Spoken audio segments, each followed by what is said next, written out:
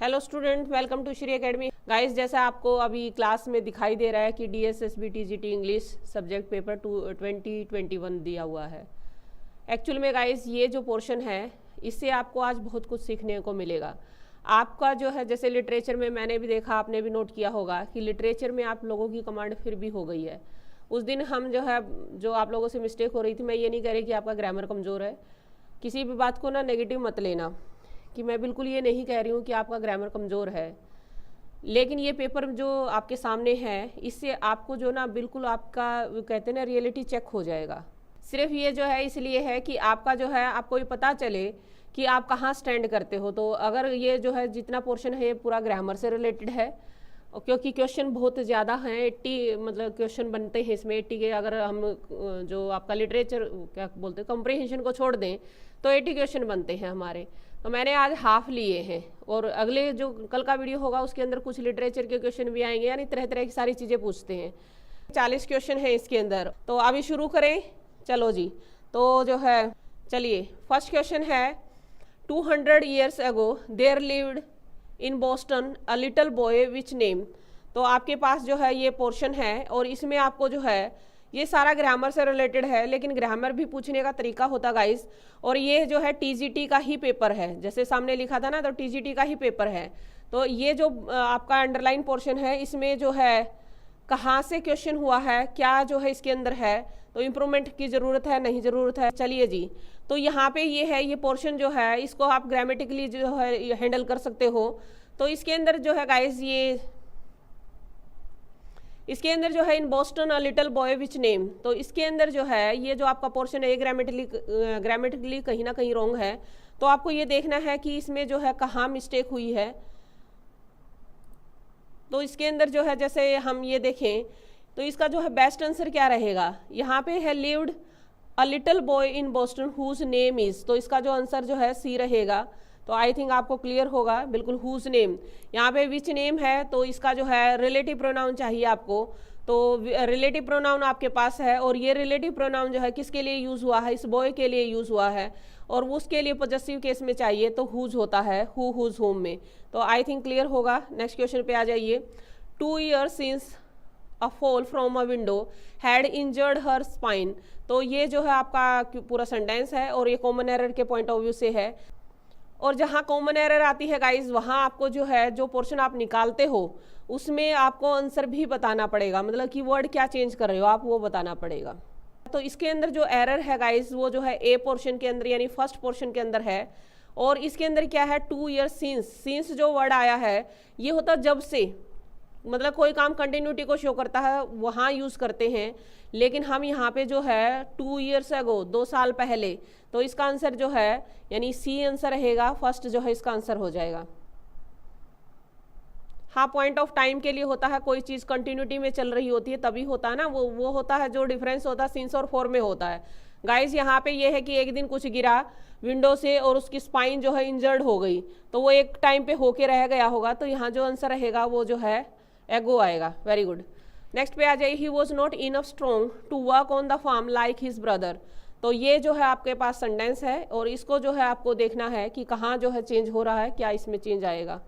तो इसका आंसर जो है डी रहेगा। लेकिन हम यहाँ पे बात कर लेते हैं इनफ जो है, इनफ जो है एक एडवर्ब भी होती है और जो है एडजेक्टिव भी होता है, यानी दोनों ही वर्ड होते हैं इनफ। अगर ये जो है किसी एडवर्ब का काम होता है किसी वर्ब को क्वालिफाई करना, किसी एडजेक्टिव को क्वालिफाई करना, ये जो है एक एडवर्ब का काम होता है। एडजेक्टिव का काम होता है जो नाउन को क्वालिफाई करता है। तो यहाँ पे अगर जो है ये जैसे अगर ये एडजेक्टिव के फॉर्म में आता है तो नाउन से पहले आता है, अगर ये एडवर्ब के फॉर्म में आता है तो ये एडजेक्टिव के बाद आता है।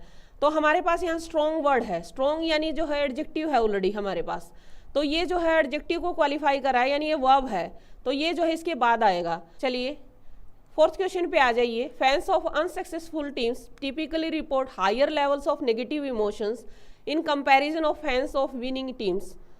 तो जो है गाइस ये आपका जो है फोर्थ जो है क्वेश्चन है, इसके अंदर आपको देखना है कि कहाँ जो है किस पोर्शन के अंदर एरर है और जो है उसको फाइंड आउट करना है। और साथ में क्योंकि ये कॉमन एरर का क्वेश्चन है तो कॉमन एरर के क्वेश्चन में आपको जो है एरर क्या है वो भी बतानी है। तो इस क्वेश्चन को ले लेते हैं गाइस। अब यहाँ पे जो है इस सेंटेंस की अगर हम बात करें, यहाँ कंपैरिजन हो रहा है fans of unsuccessful team typically report higher level of negative emotions in comparison of, यहाँ पे कंपैरिजन हो रहा है दो लोगों का या दो टीम्स का कह लीजिए, कि एक जो अनसक्सेसफुल जो टीम के फैंस हैं और दूसरे जो है वो विनिंग टीम्स के हैं। तो यहाँ जो है फैंस यानी कि पर्सन है और कंपेयर के साथ जो है टू प्रपोर्शन लगती है, तो इसके अंदर जो है टू आएगा। और वैसे फैन जो है ह्यूमन बींग है, तो और कंपेयर के साथ जो है टू प्रपोर्शन लगती है, तो इसके अंदर जो है सी में मिस्टेक हो जाएगी, यानी सी का जो है आंसर हमारा कहाँ है, यानी थर्ड पोर्शन। तो इसका आंसर जो है ये रहेगा, यानी कि जो है डी के अंदर है ये ऑप्शन और थर्ड में है, तो ये जो है इसका आंसर रहेगा।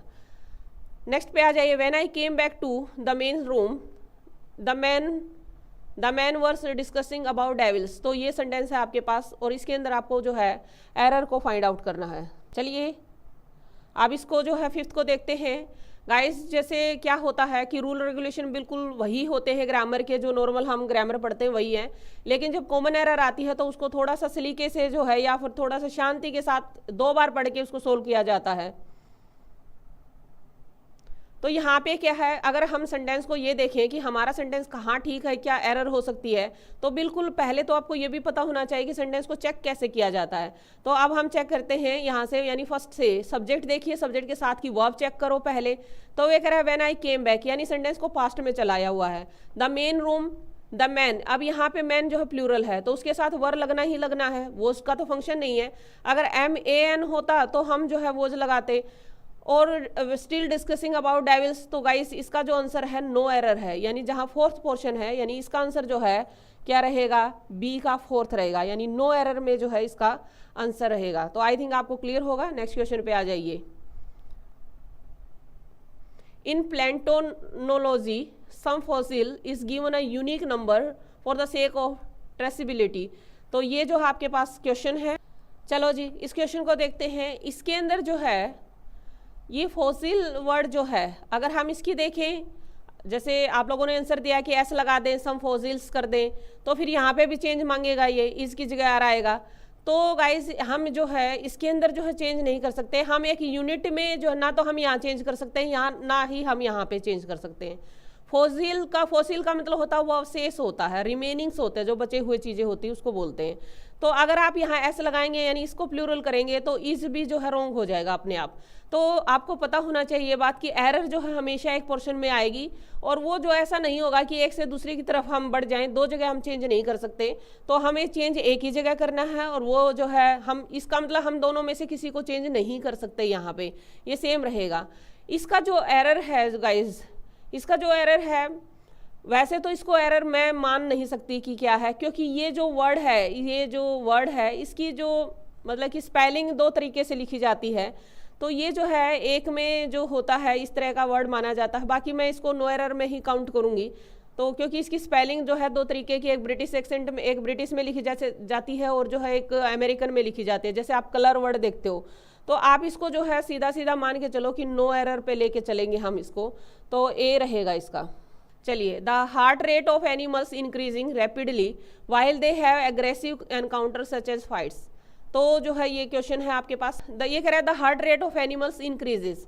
ये कह रहा है कि एनिमल की जो हार्ट रेट है वो इंक्रीज हो जाती है रैपिडली, मतलब रैपिडली इंक्रीज हो जाती है। वाहिल का मतलब होता है गाइस, जो कंजक्शन है आपकी वाइल, इसका मतलब होता है जबकि, और ये कहीं ना कहीं 2 कंटिन्यूटी को शो करती है, 2 सेंटेंस की कंटिन्यूटी को शो करती है।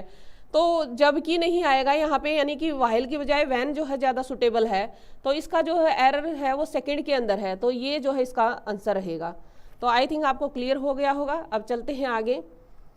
चलिए, we are entering into a point where technology will change at extreme speed. नहीं, इंक्रीज नहीं होगा। एक बार पिछले क्वेश्चन पे आ जाती हूँ 1 सेकंड के लिए। ये कह रहा है हार्ट रेट ऑफ एनिमल्स, आपका जो सब्जेक्ट है गाइस, ये हालांकि पूरा जो है सब्जेक्ट की फॉर्म में है, ये पूरा का पूरा आपका सब्जेक्ट है और उसके अकॉर्डिंग वर्ब लगती है। लेकिन अगर रियल सब्जेक्ट की बात करें तो एनिमल्स हमारा सब्जेक्ट नहीं, हार्ट रेट है जो है हमारा सब्जेक्ट है, और हार्ट रेट तो सिंगुलर है इसलिए इंक्रीजेज आएगा। तो ये बिल्कुल ठीक है, इसलिए जो है इसका आंसर जो है मैंने क्या बताया आपको, सेकंड बताया। तो अब अपने क्वेश्चन पे आ जाते हैं हम। अब देखो गाइस, यहाँ जो है इसके अंदर एरर, ये आपके ना मैंने ये क्वेश्चन इसलिए डाले हैं ताकि आपके जो ग्रामर के रूल है ना वो रिवाइज हो जाएं। तो इसके अंदर जो एरर है वो फर्स्ट पोर्शन के अंदर है गाइस, यहाँ पे इनटू नहीं आएगा, इनटू नहीं आएगा। इसकी वजह क्या है, देखो जो एंटर के साथ इनटू लगता है ना, एंटर के साथ इनटू जो एंटर के साथ नॉर्मली इनटू लगता है, लेकिन कब लगता है? जब कोई फिजिकल प्लेस आता है। जब कोई फिजिकल प्लेस आता है तो हम जो है एंटर के साथ इनटू लगाते हैं। लेकिन एंटर का अगर मीनिंग यानी जहाँ पे एक्चुअल ही प्रवेश मीनिंग होता है, जहाँ पे कोई एंट्री करना होता है, तो यानी फिजिकल प्लेस पे आप कर रहे हो, यानी एक्चुअल में कोई जगह है, आप वहाँ जा रहे हो। लेकिन एक एंटर का मीनिंग जैसे किसी एग्रीमेंट में शामिल होना, ये भी होता है। किसी कंसेंट में आप अपना कंसेंट दे देते हो। जैसे आप ये कहते हैं ना कि वो जो है इसमें इस कंटेस्ट में जो है एंटर कर दिया उसने।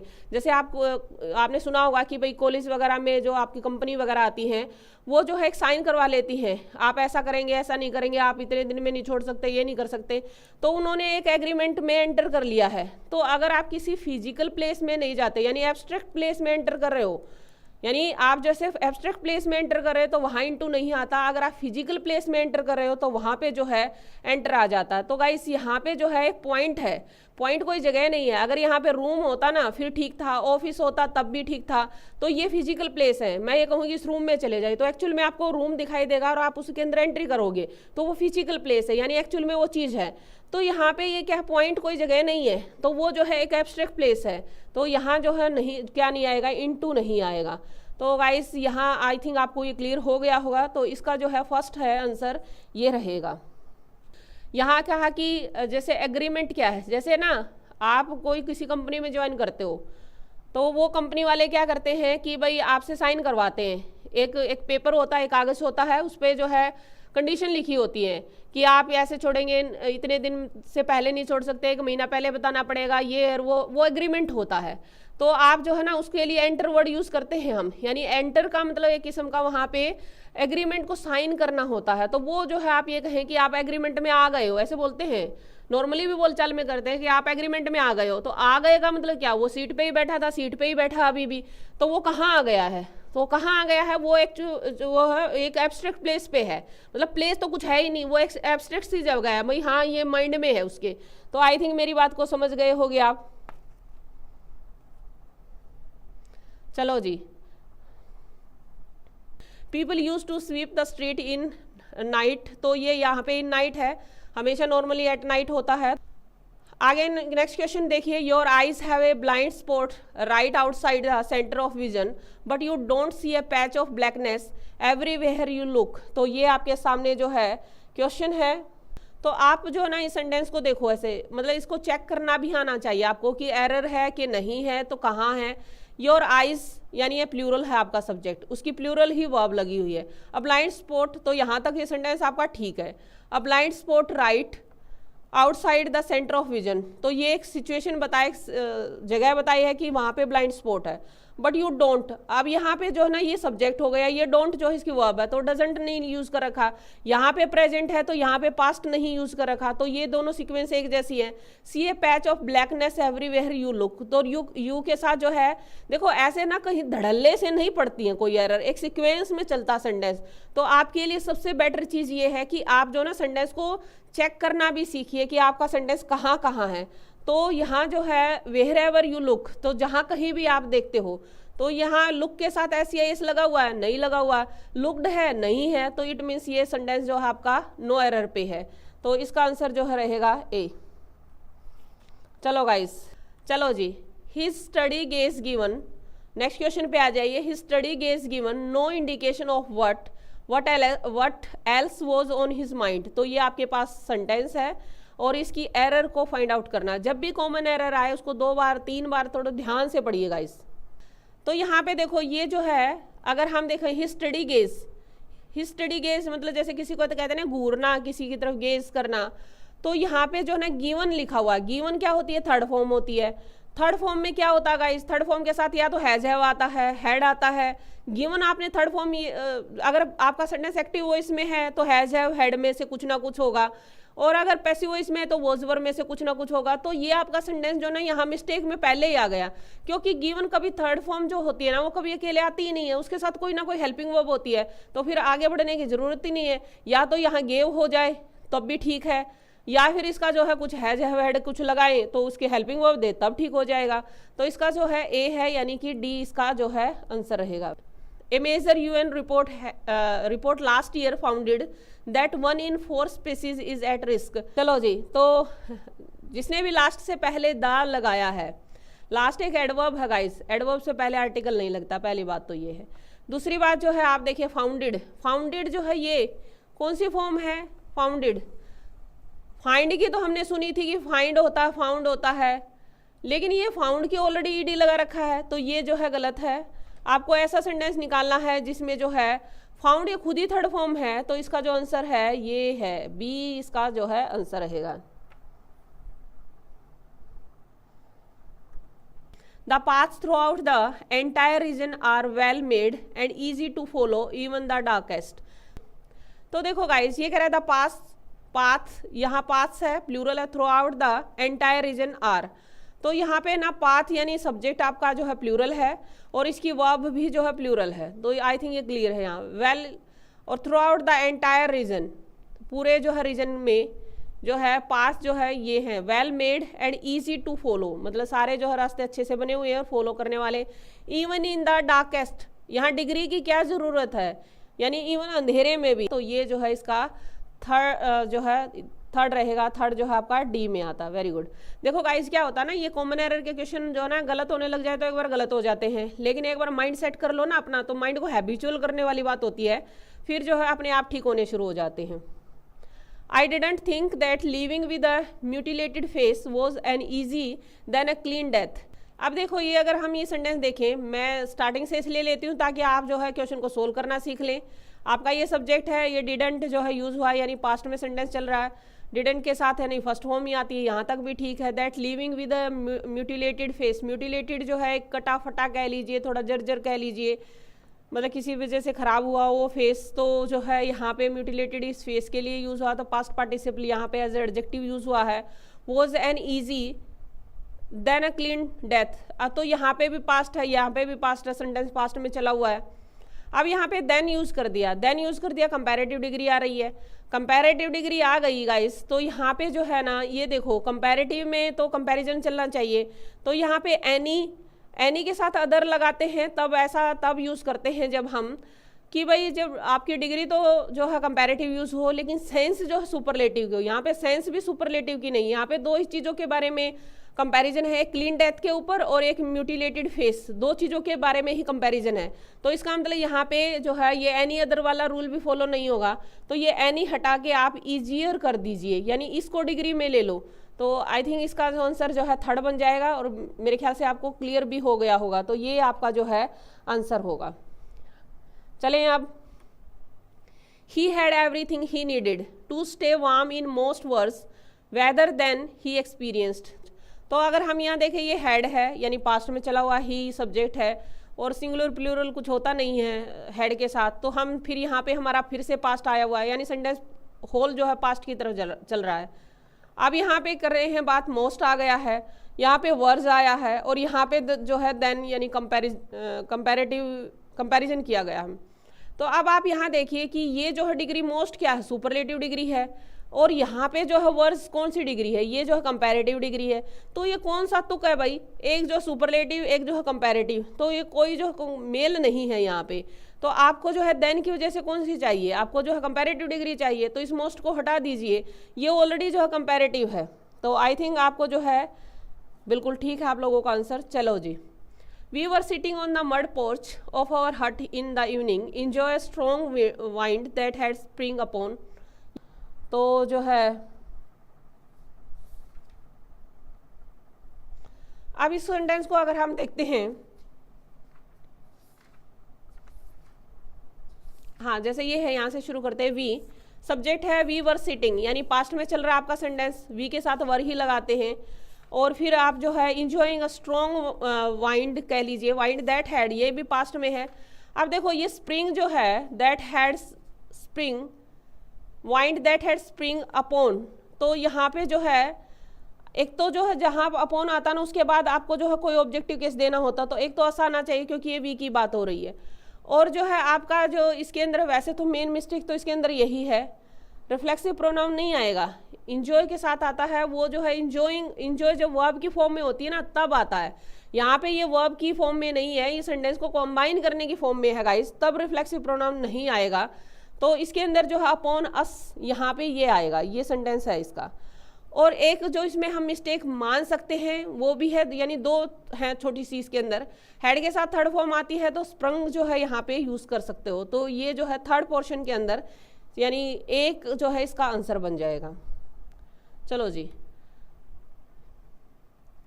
The charioteers brought us to a gigantic palace glittering of gold and precious stones. चलो गाइस, तो देखते हैं इसका आंसर क्या है। इसका आंसर जैसे चैरियटर क्या होता है, पहले तो ये देख लो, चैरियट होता रथ होता है, जैसे राजा वगैरह जिस पे बैठते हैं वो चैरियटर हो गया, वो रथ को चलाने वाला। तो ये कह रहा है brought us to a gigantic place glittering, glitter के साथ जो है ऑफ प्रेपोजिशन नहीं लगती गाइस, विद प्रेपोजिशन लगती है। तो ये जो है इसके अंदर एरर है, यानी थर्ड के अंदर एरर है और थर्ड हमारा जो है बी में है। तो ये जो है इसका आंसर हो जाएगा। My throat began to, next question पे आइए। My throat began to tight, I felt like I was suffocating. चलो इसको देखते हैं अब कहाँ है। My throat began to tight, ये कह रहा है कि मेरा गला मतलब कि सख्त सा हो गया है, एक बात। और यहाँ कह रहा है आई फेल्ट लाइक, तो यहाँ पे ना गाइस जो सबसे बढ़िया है वो जो कोमे की बजाय एंड देते ना, तो ये जो है यहाँ एंड आना चाहिए, एंड आई फेल्ट लाइक। ये कह रहा है कि मेरा गला खराब, मतलब मेरा गला टाइट हो रहा है और मुझे ऐसा फील हो रहा है जैसे सफोकेशन फील हो रही है, एक टाइप से ये कह रहा है। तो यहाँ जो एरर है वो जो है सेकंड के अंदर है, और सेकंड आपका जो है ए में है। तो ये जो है ए इसका आंसर रहेगा। चलिए, many negative languages, sorry many native languages has been greatly diminished in the region. चलो, many native languages has been greatly diminished, तो यहाँ पे जो है लैंग्वेजेस है हमारे पास, मैनी भी है, नेटिव लैंग्वेजेस भी है। तो ये गाइस आपका जो सब्जेक्ट है वो प्लूरल है, और यहाँ पे हैज़ लिखा हुआ है तो ये हैव आएगा। तो हैव वाला देख लो, have been greatly diminished in the region, तो जो है हैव बीन वाला जो है फर्स्ट आपका जो है आंसर हो जाएगा, ए है। चलो जी, all of her experiences to the mountains had taught her that she could trust people. तो ये जो है आपका 20th क्वेश्चन देखते हैं।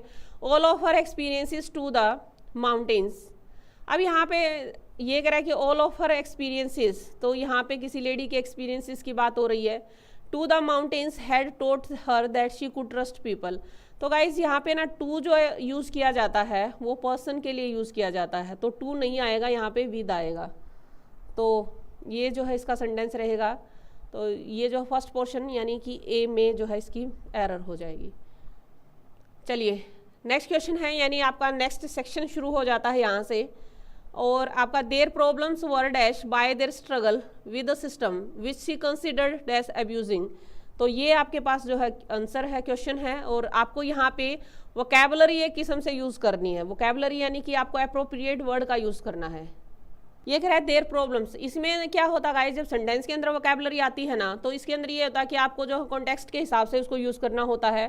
तो हमें देखना है देयर प्रॉब्लम्स वर, आप एक को देख लीजिए दूसरा अपने आप ही सेट हो जाएगा।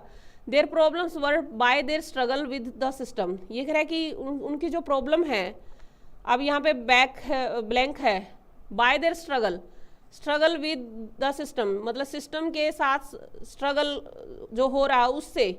अब जो है आपकी पहले तो एक प्रॉब्लम है, यानी ये अच्छी चीज़ नहीं है, प्रॉब्लम है। अब यहाँ पे स्ट्रगल है और सिस्टम के साथ स्ट्रगल चल रहा है।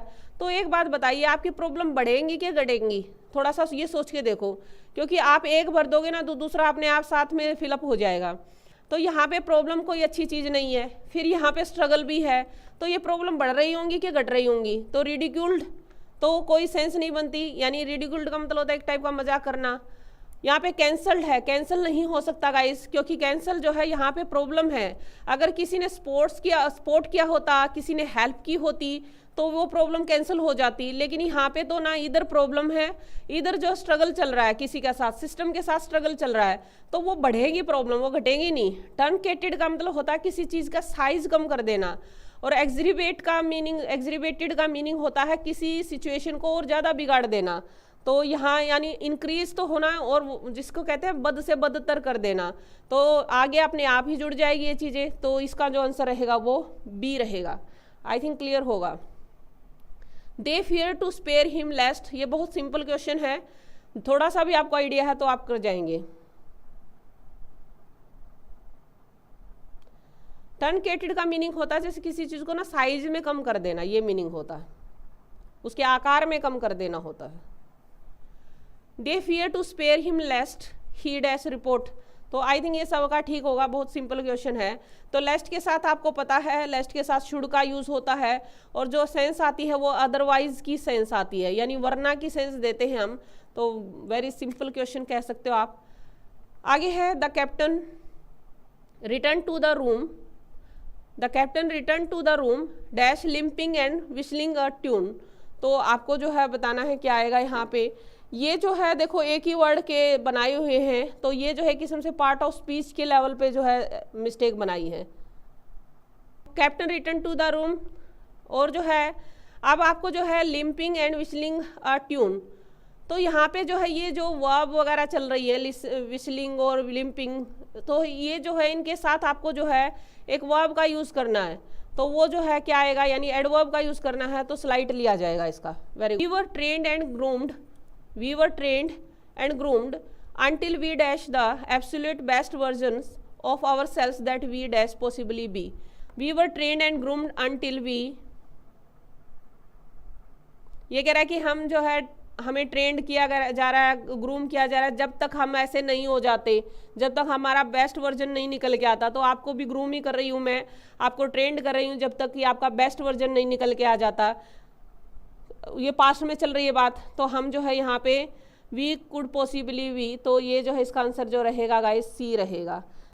यूज अ लाइट, ये भी वोकैबुलरी से रिलेटेड है। Use a light dash mulch that allows good air dash such as pine needles और स्ट्रो, तो चलो जी, तो इसको देखते हैं। यूज अ लाइट, मल्च क्या होता है, मल्चिंग सुना होगा आपने, जैसे क्या होता है कि भाई जैसे हम फसल बो देते हैं, उसके ऊपर जो है ना सूखे पत्ते या किसी तरह की एक परत सी बिछा देते हैं, उसको मल्चिंग बोलते हैं।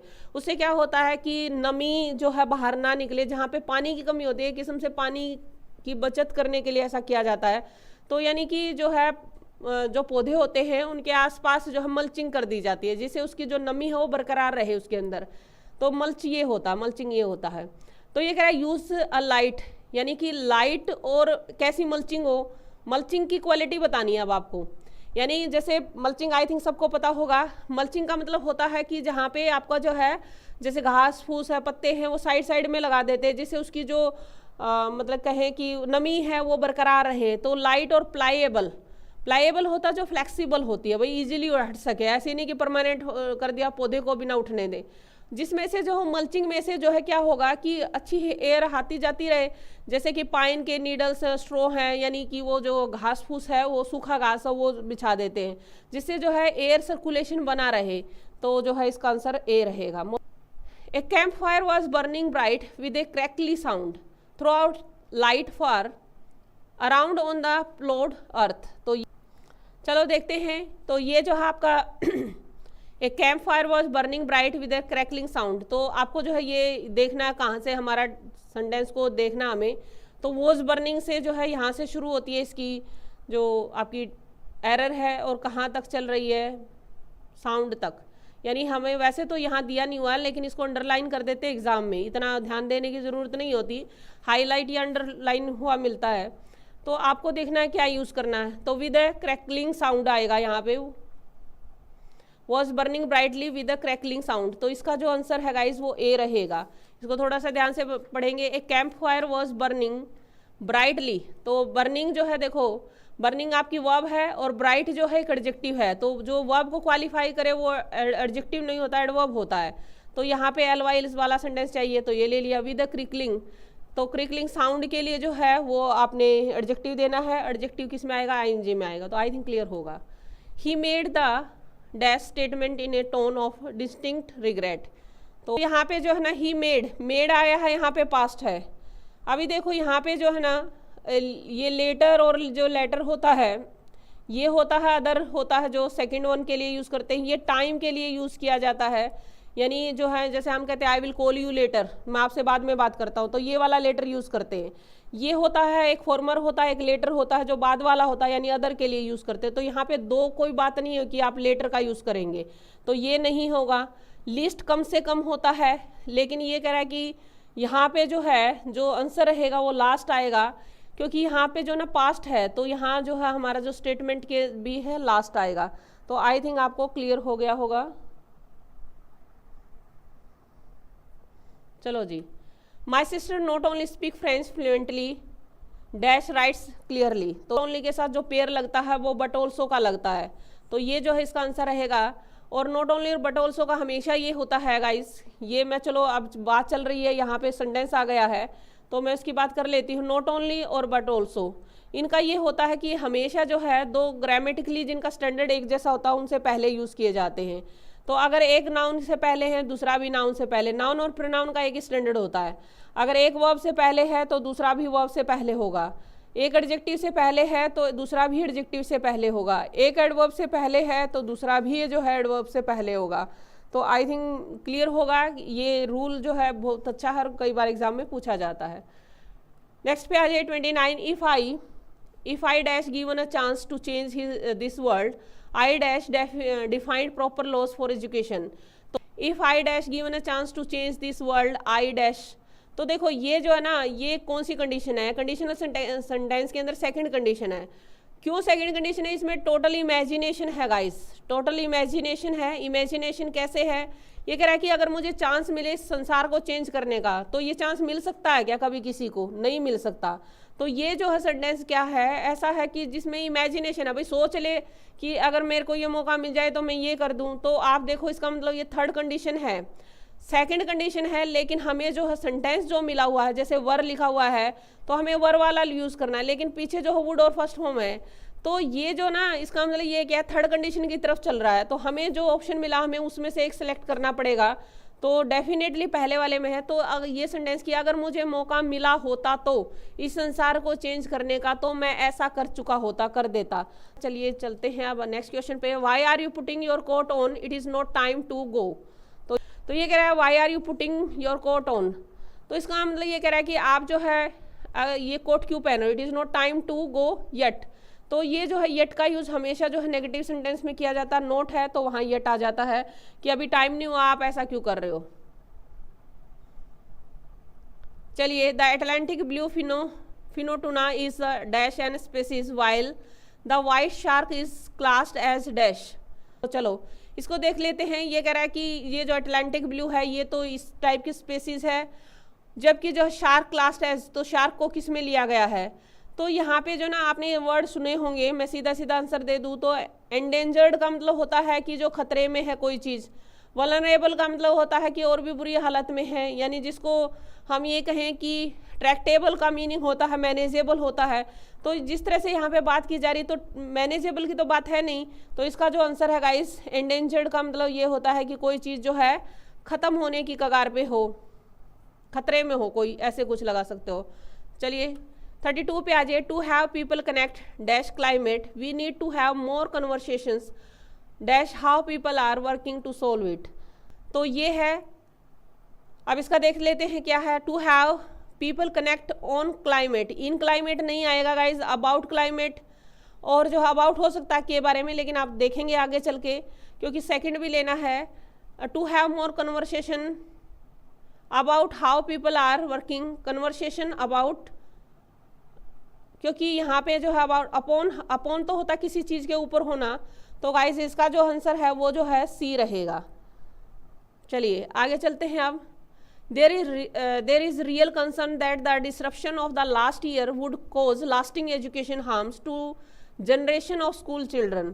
तो यहाँ से जो है आपको देखना है इसकी चेंजिंग यहाँ से चलती है harm to, यहाँ तक है ये, इसमें देखना आपको जो है मोरबिड का मीनिंग होता है नियर डेथ होना, एक्सपायरी डेट जिसकी नज़दीक आ जाए, टैबलेट के लिए भी यूज़ कर सकते हैं। ऐसी कोई चीज़ जैसे एक्सपायरी, जैसे हमारे घर में कोई चीज़ होती है वो पैकेट वाली चीज़, तो उसके लिए भी यूज़ कर सकते हैं, जिसकी एक्सपायरी डेट नज़दीक आ जाए उसके लिए। ये कह रहा है देयर इज रियल कंसर्न। अब ये जो है इज लिखा हुआ है, यानी सेंटेंस आपका जो है प्रेजेंट में चला हुआ है। There is real concern that the disruption of the last year would cause lasting education harm to generation of school children. तो गाइज यहाँ पे ना आपका प्रेजेंट चला हुआ है और वुड जो है विल का पास्ट होता है, तो आप इसको भी प्रेजेंट में लेकर आइए। तो यहाँ जो सेंटेंस है यानी आंसर रहेगा वो हमारा जो है वो बी रहेगा, यानी 33 का जो है बी आंसर रहेगा।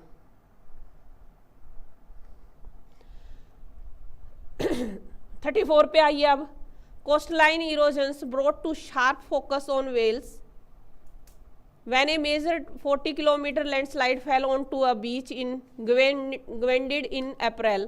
तो अब चलिए इसको सोल्व कर लेते हैं। Coastline erosion dash brought to sharp focus on wells. ये वेल नहीं है गाइज, इसको ये मत समझ लेना वो वेल मछली वाला जो है वो वेल्स जो होती है वो नहीं है, ये वेल्स वेल्स है, ये एक किस्म से वेल्स है, ये जगह का नाम है ये। तो इसको जो है ये इससे गलत हो जाएगा क्वेश्चन नहीं तो आपका।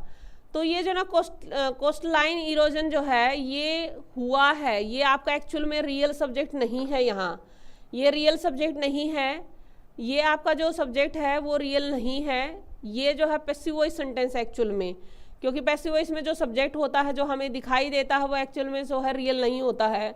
तो इसका जो आंसर रहेगा वो जो है ये रहेगा। और ये जो है जैसे जगह का नाम है ऑन वेल्स वेल्स नहीं आएगा, ये इन वेल्स आएगा। तो ये जो आपका आंसर रहेगा यानी डी जो है इसका आंसर रहेगा। चलिए, the chains pass over Lofty pierce on which they usually rest on saddles carried by rollers. तो गाइस ये अगर हम देखें जैसे चेन्स है, चेन्स प्लूरल है, इसके साथ ऐसी ऐसे नहीं लगना चाहिए तो फिर नहीं लगा हुआ है। फिर यहाँ पे जो है दे यूजुअली रेस्ट ऑन, तो ये भी ऐसी है इसके साथ नहीं है। तो ये जो है सेंटेंस आपका जो है नो एरर पे है गाइस, नो इम्प्रूवमेंट, यहाँ इसको कोई इम्प्रूवमेंट की ज़रूरत नहीं है। नेक्स्ट क्वेश्चन पे आते हैं 36। While shaving the polyp the doctor also accidentally shaved the bridge dash my nose and the bridge collapsed. चलो जी, शेव ऑफ होता है जैसे ये लिखा हुआ है, अगर हम सीधे आंसर की बात करें, क्योंकि ये ना गाइस फ्रेजल वर्ब है और जो आप ऐप के स्टूडेंट हैं उनको मैंने फ्रेजल वर्ब करवाई है, वहाँ पे भी बताया है जहाँ पे भी डबल एफ आ जाता है वो सेपरेशन की सेंस देता है, वहाँ पे चीज़ सेपरेट हो जाती है। तो वाइल शेविंग द पोलिप जो है एक टाइप का मुहासे या कुछ भी लगा लीजिए, ऐसी कोई चीज़ जो अनवांटेड चीज़ होती है चेहरे पे उसकी बात कर रहा है। तो जब आप उसको हटाते हो तो वो बिल्कुल साफ ही करना होता, बिल्कुल हटाना होता, कोई डॉक्टर या जैसे भी जिस ट्रीटमेंट से भी हटाया जाता है। आउट ऑन और ओवर का कोई सेंस नहीं है। ऑफ का मतलब होता है जैसे बिल्कुल, जैसे आप जहाँ पे भी ऑफ लगाते हैं, जैसे फॉल ऑफ होता है, फॉल ऑफ का मतलब होता है जैसे पेड़ से पत्ते गिर जाएं तो बिल्कुल सेपरेट हो जाते हैं, वहाँ ऑफ लगाते हैं। तो ऑफ जो है डबल एफ जहाँ आता है वहाँ पे जो है वो इसका सेंस होती है कि बिल्कुल सेपरेट होना, बिल्कुल ख़त्म हो जाना चीज़। और ये सिंगल एफ जो आता है वो रिलेशन को बताता है। तो कह रहा है the bridge of my nose, मेरे नाक की जो ब्रिज, ब्रिज ये कह लीजिए बाउंड्री जो नाक की होती है उसको बोल रहा है। तो ये जो है इसका आंसर जो है बी रहेगा। हाँ, ऑफ का मीनिंग जैसे कहते हैं ना कोई चीज़ ऑफ हो गई तो बिल्कुल ख़त्म ही हो गई, कह सकते हो आप इसको। बहुत easy question. Next, either he would give her due respect dash he could find another seater लिखा हुआ है, सिस्टर है ये एक्चुअल में। हाँ बिल्कुल बिल्कुल सिंपल है, इधर और के का कॉम्बिनेशन होता है या इधर बोल लीजिए, तो ये जो है बी इसका आंसर हो जाएगा। I will meet you dash Tuesday afternoon to discuss all the anomalies dash this project. तो गाइस आपको पता है डे आया है यहाँ पे, डे के साथ जो है कौन सी प्रपोजिशन लगती है, डे के साथ जो है यहाँ लगती है ऑन, ये ऑन प्रपोजिशन है। फिर आपका जो है पेयर निकल ही रहा है तो ये पूरा का पूरा निकल जाएगा, तो ये जो है आपका आंसर हो जाएगा ऑन और off. As we make dash the post pandemic era and its new form of flexible work companies में we'll focus more on dash. तो ये जो है आपको देना है आंसर, बताइए आप। ये जो वर्ड यूज़ करने हैं, ट्रांजिशन है, रिलोकेट है, प्रिवेल है, एक्सीलरेट है, तो ये बताना है। As we make dash to the post pandemic era.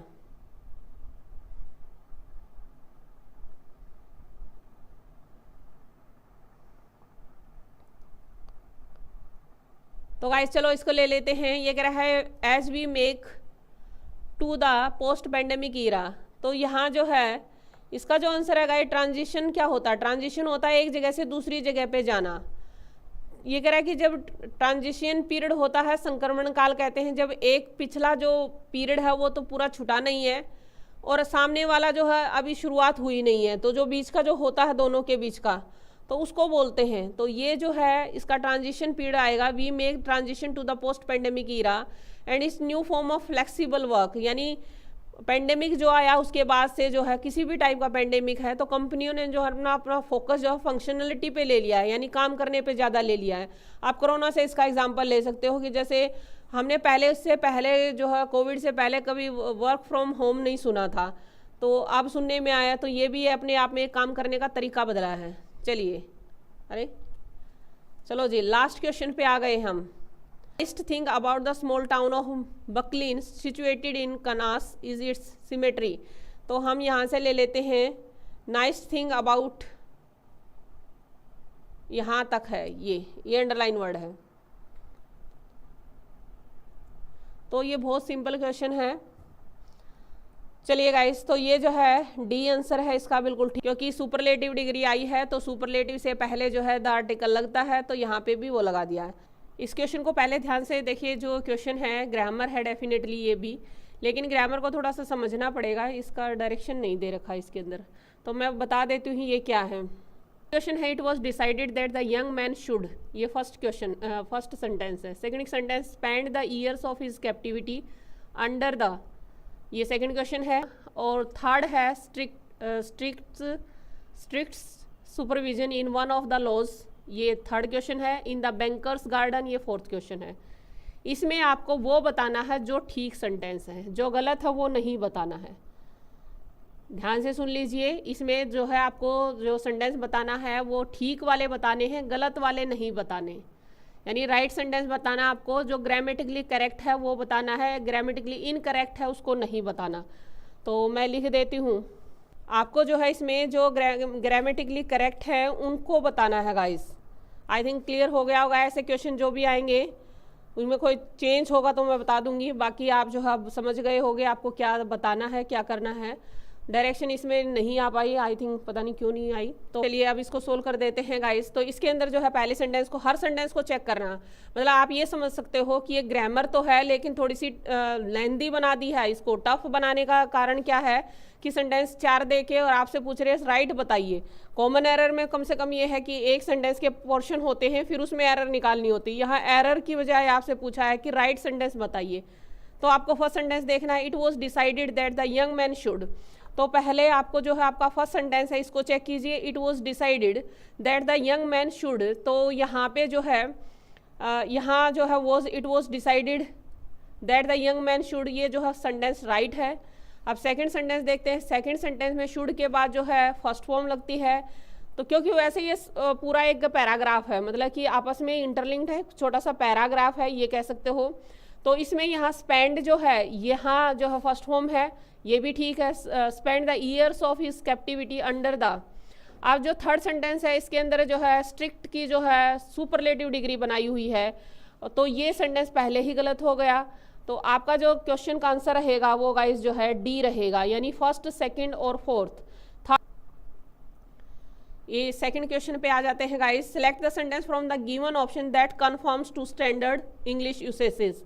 तो मतलब कि मैं ये कहूँ कि DSSB के अंदर जो है वाकई जो ग्रामर है बड़े अच्छे लेवल की पूछी गई है। और अगर हरियाणा ने इसको कॉपी मार दिया गाइस तो कहीं ऐसा ना हो, भगवान रखवाला हो जाए, तो थोड़ा सा ध्यान कीजिए। लेकिन ये बेनिफिट है कि हम पहले ही प्रैक्टिस कर रहे हैं तो हमें आइडिया रहेगा। Select the sentence from the given option that confirms the standard English usages. इसके अंदर ये सेंटेंस है, आई थिंक आपके पढ़ने में आ रहा है, थोड़ा फॉन्ट छोटा किया हुआ है लेकिन मैं पढ़ दूंगी इसको। तो ये होता है कि एक टीचर का इतना लेवल होना चाहिए तभी आपके जो है जो स्कूल्स हैं उनका स्टैंडर्ड अप होता है।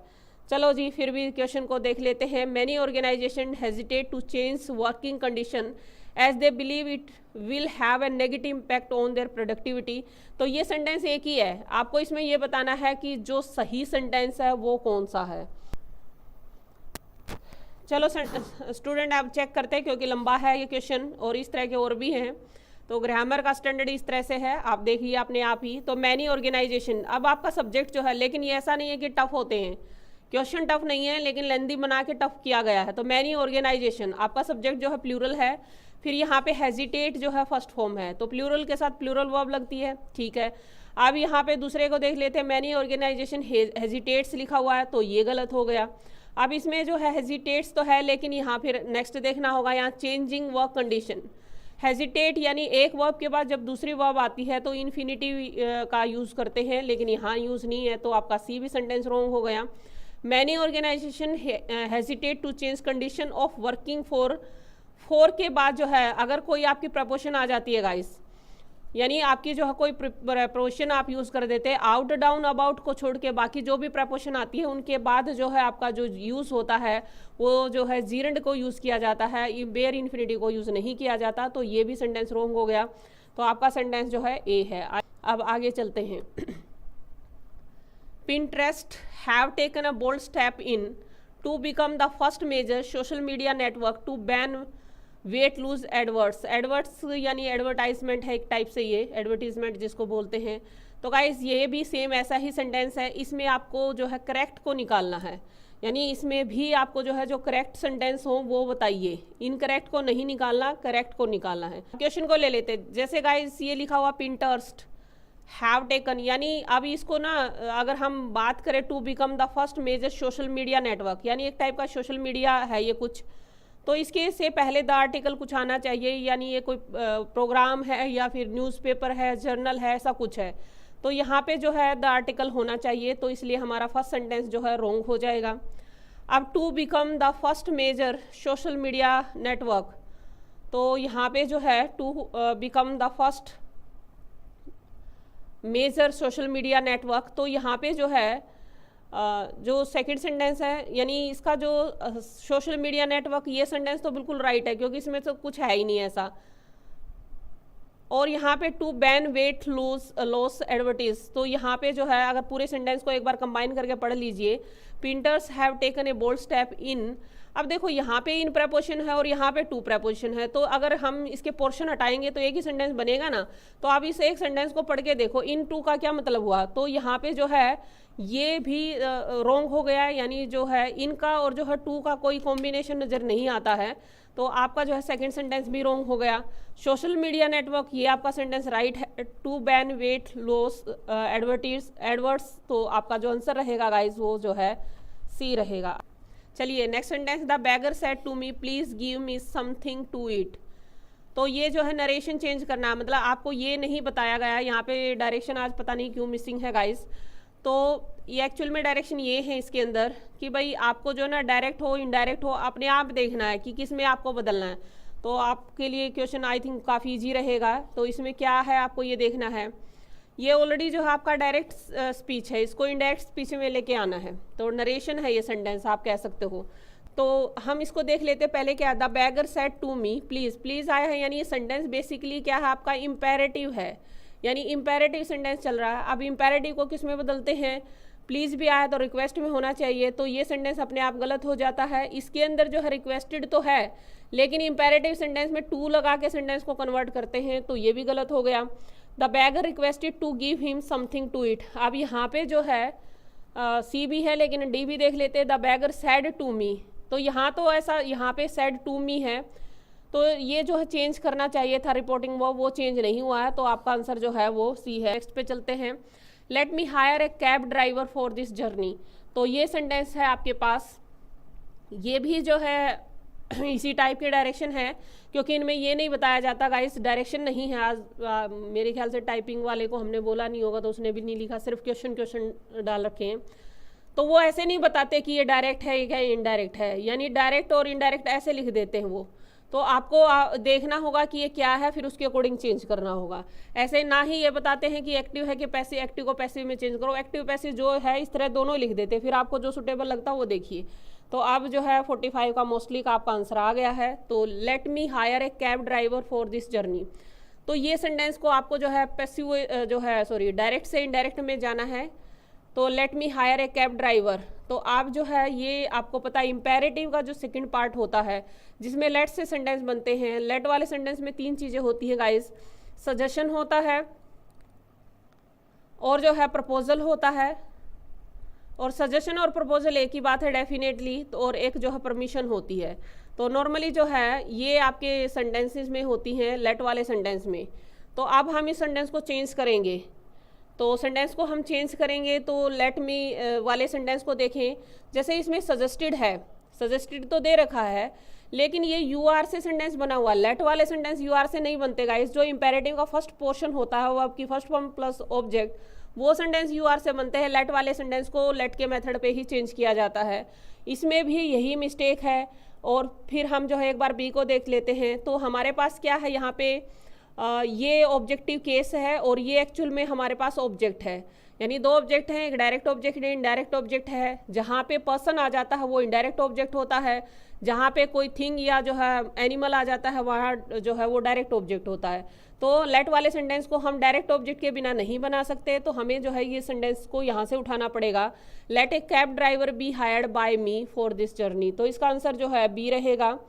अब जो है let this journey be covered, तो ये तो जो है जर्नी कोई इसमें ऑब्जेक्ट नहीं है कि आप इसका आगे लेके आए सब्जेक्ट में, ये जो है इसको आगे लेके इसको चेंज करें। तो गाइस ये जो है सेंटेंस वैसे भी रॉन्ग हो जाएगा।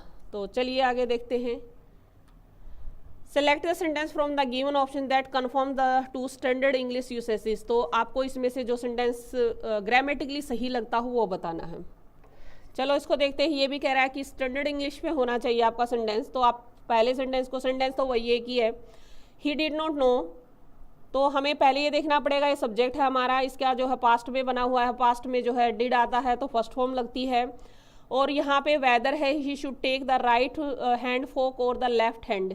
तो ये ठीक है गाइस कि ये जो है सेंटेंस हमारा इंटेरोगेटिव नरेशन चल रहा है, यानी इंटेरोगेटिव का जो है इनडायरेक्ट स्पीच में इंटेरोगेटिव सेंटेंस है ये। तो अगर हमारे पास जो है इन्वर्टेड कोमा की जगह हम इफ और वेदर लगाते तो ये ठीक है। फिर हम सेकंड को देख लेते हैं, इसमें इफ़ लगाया हुआ है, क्या इफ़ वाला सेंटेंस राइट होता है। अब यहाँ पे जो है ये डिड नॉट न्यू है, तो ये सेंटेंस वैसे ही ग्रामेटिकली रॉन्ग हो गया, क्योंकि न्यू जो है सेकंड फॉर्म है तो ये वैसे ही रॉन्ग हो गया। थर्ड फॉर्म में देखते हैं, did not know whether the right hand fork or the left hand. ये पीछे से जो है इधर जो है पास्ट है, इधर फ्यूचर बनाया हुआ है, तो इसका कॉम्बिनेशन गलत है। अब हमें जो है अपने जो हमारे पास सेंटेंस बचा है, यानी अगर हम जो है इस सेंटेंस को देखें, इसमें शैल आया हुआ है और यहाँ शुड आया हुआ है। वैसे भी आपको पता होगा गाइस, हम नरेशन में नॉर्मली क्या करते हैं, हम ये कह देते हैं कि वेदर और इफ़ में से कुछ भी लगा दो, लेकिन एक्चुअल में क्या होता है, वेदर में और जो है इफ़ में भी डिफरेंस होता है। अनसर्टेनिटी जहाँ होती है वहाँ वेदर का यूज़ करते हैं, जहाँ नॉर्मली कंडीशनल सेंटेंस टाइप बन रहा होता है वहाँ इफ़ का यूज़ करते हैं। और वेदर का जो है और के साथ पेयर होता है, तो यहाँ पे बनाया भी हुआ है, तो आपका सेंटेंस जो है ए बिल्कुल राइट हो जाएगा। Select the sentence from the given option that confirms to standard English usages. तो नेक्स्ट सेंटेंस आ गया है, ये भी इसी तरह की टीजीटी के अंदर डीएसएसबी का गाइस मैं फिर से याद दिला दूँ, 2021 का पेपर है ये, यानी रिसेंटली जो स्टैंडर्ड चला हुआ है, रिसेंटली जो पैटर्न चला हुआ है ये उसके ऊपर है। और अगर जो है मेरे ख्याल से मतलब बहुत अच्छे तरीके से जो है ग्रामर को पूछा गया है इसके अंदर। तो 46 पे आ जाइए गाइस, इसको देखते हैं। इसमें भी आपसे यही पूछा है कि जो है आपका जो सेंटेंस है वो जो है स्टैंडर्ड इंग्लिश यूसेजेस पे कौन सा है, यानी सही सेंटेंस बताना आपको। तो एक बार जो है ना मोटा मोटा देख लेते हैं सारी जगह से। यहाँ पे कह रहा है गैप प्राइम स्टोर लोकेशन, आप सब ने सेंटेंस को पढ़ा होगा। एक्चुअल में जो इसका आंसर है वो गाइस डी है। अब डी कैसे, इसको देख लीजिए। गैप प्राइम स्टोर लोकेशंस, ये कह रहा है कि जो गैप होता है prime store location with their inevitable high rents and business rate contributed, यानी जो है 2 चीज़ें डिसाइड करती है किसी चीज़ की कॉस्ट को। जो गैप है या प्राइम लोकेशन वाली चीज़ों का, कोई भी चीज़ लोकेशन या शॉप कहीं पे है तो उसके अंदर 2 चीज़ें डिसाइड करती है। एक तो ये है कि इनएविटेबल हाई रेंट्स होता है उनका। इनएविटेबल का मतलब ये होता है जो मतलब आप जो कंपलसरी है वो उनको मतलब हटा ही नहीं सकते। तो प्राइम लोकेशन पे होगा तो डेफिनेटली रेट जो है हाई होगा। बिजनेस और जो उनका बिजनेस रेट है वो, ये चीज़ें मिलके क्या करती है, कंट्रीब्यूटेड क्या करती है, उनकी कॉस्ट को बढ़ा देती है सिग्निफिकेंटली टू देयर कॉस्ट। तो उनकी जो कॉस्ट होती है चीज़ों की, उसमें जो है ये गैप पैदा कर देती है, जो एक मतलब ये एक लगा लीजिए मॉल में चीज़ें होती हैं या जो है फिर एक शॉप में मिलती हैं, तो इस टाइप का ये क्वेश्चन है गाइज। तो ये जो डिफरेंस नज़र आ रहा है वो यहाँ पे ही नज़र आ रहा है इनकी जो, जैसे with its inevitable high rents, और जो है यहाँ पे टू कंट्रीब्यूट, ये कंट्रीब्यूट नहीं करती, कंट्रीब्यूटेड बोला है तो यानी पास्ट में है। तो आई थिंक आप इस सेंटेंस को आराम से पढ़ा होगा आपने। इसका जो आंसर है वो डी है, क्योंकि मैं सारे सेंटेंस इसलिए नहीं ले रही क्योंकि लेंदी सेंटेंस है और पेपर भी हमारा लेंदी है। All the students are packing their bags for a trip. Guys ये जो है ये सब्जेक्ट है और ये जो है प्रेजेंट कॉन्टिन्यूस का सेंटेंस है। फिर आपका जो है their bags for a trip, ये आपका जो है सेंटेंस है। अब इस सेंटेंस को देखते हैं हम, जो है क्या रहेगा हमारा आंसर। इसका जो आंसर है वो सी है। अब कैसे सी है, अगर हम यहाँ पे देखें, जैसे हमें पता है ये सब्जेक्ट है और their bags for a trip, ये पूरा का पूरा जो है ऑब्जेक्ट है गाइस, ये पूरा का पूरा ऑब्जेक्ट है, यहाँ से यहाँ तक जो है पूरा ऑब्जेक्ट है। अगर हम इसको चेंज करेंगे तो हमारा देयर आगे आएगा, यानी देयर बैग्स होना चाहिए, लेकिन देयर जो है प्रोनाउन है और प्रोनाउन जो है नाउन के बिना नहीं आता है। जब तक आपको नाउन ही नहीं पता प्रोनाउन कैसे यूज़ करेंगे, तो आप जो है ये वैसे इन्होंने कोई प्रोनाउन वाला यूज़ भी नहीं किया है। अब जो है यहाँ पे ए बैग है, जितने स्टूडेंट ज़्यादा हैं एक ही बैग लेके जाएंगे क्या, तो यहाँ पे जो है इस वजह से पहला भी और डी भी ये दोनों कट जाते हैं यहाँ पे, क्योंकि इन्होंने ए बैग इज बीइंग बोला है, यहाँ पे वॉज बीइंग बोला है, तो बैग तो बहुत सारे हैं, यानी बैग्स आएगा यहाँ पे। अब यहाँ पे भी बैग्स है, यहाँ पे भी बैग्स है। अब देख लेते हैं यहाँ पे जो कंटिन्यूस टेंस है, यानी प्रेजेंट कॉन्टिन्यूस टेंस है, ये प्रेजेंट कॉन्टिन्यूस टेंस है, तो उसको जो है आर बीइंग में ही चेंज करेंगे, तो इसलिए हमारा डी जो है आंसर गलत हो जाएगा और सी जो है वो राइट रहेगा। आई थिंक क्लियर होगा। चलिए, he is nor used to, ये जो सेंटेंस है, he is nor used to talking about his childhood and it brought up turbulent memories, तो ये गाइज इसमें भी ऐसा ही है। इसके अंदर करेक्ट सेंटेंस को निकालना है आपको। जो ही इज नॉर यूज्ड, ये नॉर जो है गाइस या तो नाइदर नॉर के साथ आता है, अगर नाइदर नॉर के साथ नहीं भी आता, यानी ऐसी बात नहीं है कि नाइदर के साथ ही आएगा, हमेशा पेयर में ही आएगा, नॉर अकेला भी आ सकता है, लेकिन ये हमेशा दो ऐसी चीज़ों, क्योंकि ये कंजक्शन है, हमेशा दो ऐसी चीज़ों को कंबाइन करता है जिनका ग्रामेटिकली स्टैंडर्ड इक्वल होता है, क्योंकि पेयर में कोरिलेटिव सेंटेंस का एडवर्ब का या कंजक्शन का यही रोल होता है। तो ये कहीं ऐसे कंबाइन नहीं करा, तो इसका कोई फंक्शन नहीं है यहाँ पे, तो ए हमारा जो है रॉन्ग है, इनकरेक्ट है। टॉकिंग अबाउट हिज चाइल्डहुड, तो ये सेंटेंस है, अगर हम यहाँ तक देखें टॉकिंग अबाउट हिज चाइल्डहुड, इसमें कोई खराबी नहीं है, तो ये सेंटेंस हमारा राइट हो जाएगा। एंड इट ब्रोट, तो यहाँ पे talking about his childhood, and भी ऐसा ही होता है गाइस, कंजक्शन जो है एंड भी, ये भी जो है उन दो चीज़ों को ही जोड़ती है जिनका ग्रामेटिकली स्टैंडर्ड एक जैसा होता है। तो यहाँ पे ऐसा कुछ है नहीं कि वो जो है जोड़ने का काम करा हो, यानी एंड के लिए भी जो सुटेबल चीज़ें हैं वो या नहीं है, तो हमारा इट ब्रोट्स नहीं होगा, जो भी बाई चांस मेरी नज़र पड़ गई उसके ऊपर जो आप बोल रहे हो। गाइस ब्रोट जो है सेकंड फॉर्म है, तो उसके साथ एस या इसका कोई फंक्शन नहीं होता है, तो हमारा जो है थर्ड भी गलत हो जाएगा। और अप टर्बुलेंट मेमोरीज, तो ये जो है हमारा फोर्थ जो है ठीक हो जाएगा, यानी डी जो है हमारा आंसर राइट होगा। चलो गाइस नेक्स्ट ले लेते हैं। The student said we were enjoying ourselves. चलो अब इसको चेंज करते हैं, देखते हैं क्या है। ये जो है आपको जो नज़र आ रहा है, ये आपका जो है कौन सा सेंटेंस, स्टूडेंट सेड, यानी ये पास्ट है, और ये हमारा नरेशन चेंज करवा रहा है हमसे, डायरेक्ट दे रखा है, इनडायरेक्ट में चेंज करना है, तो जो सीधा पहले आंसर आता है उसकी तरफ चलते हैं, फिर हमें अपने आप जो है, तो यहाँ पे जो हम ये देखेंगे पहले इस सेंटेंस को कि हमें इसको चेंज कैसे करना है। तो गाइज इसका जो आंसर है, पहले मैं आंसर पे आ जाती हूँ सीधा, स्टूडेंट सेड दैट, क्योंकि अगर यहाँ पे हमारे पास अगर रिपोर्टिंग वर्ब में ऑब्जेक्ट दे रखा होता तो हम टोल्ड या ऐसा कुछ करते, और ये सेंटेंस अफर्मेटिव सेंस में है तो सेड का सेड रखा हमने, इन्वर्टेड कोमा की जगह दैट आ गया। वी है यहाँ पे, वी जो है फर्स्ट पर्सन है, तो फर्स्ट पर्सन किसके अकॉर्डिंग चेंज होता है, स्टूडेंट यानी सब्जेक्ट के अकॉर्डिंग, वो दे है।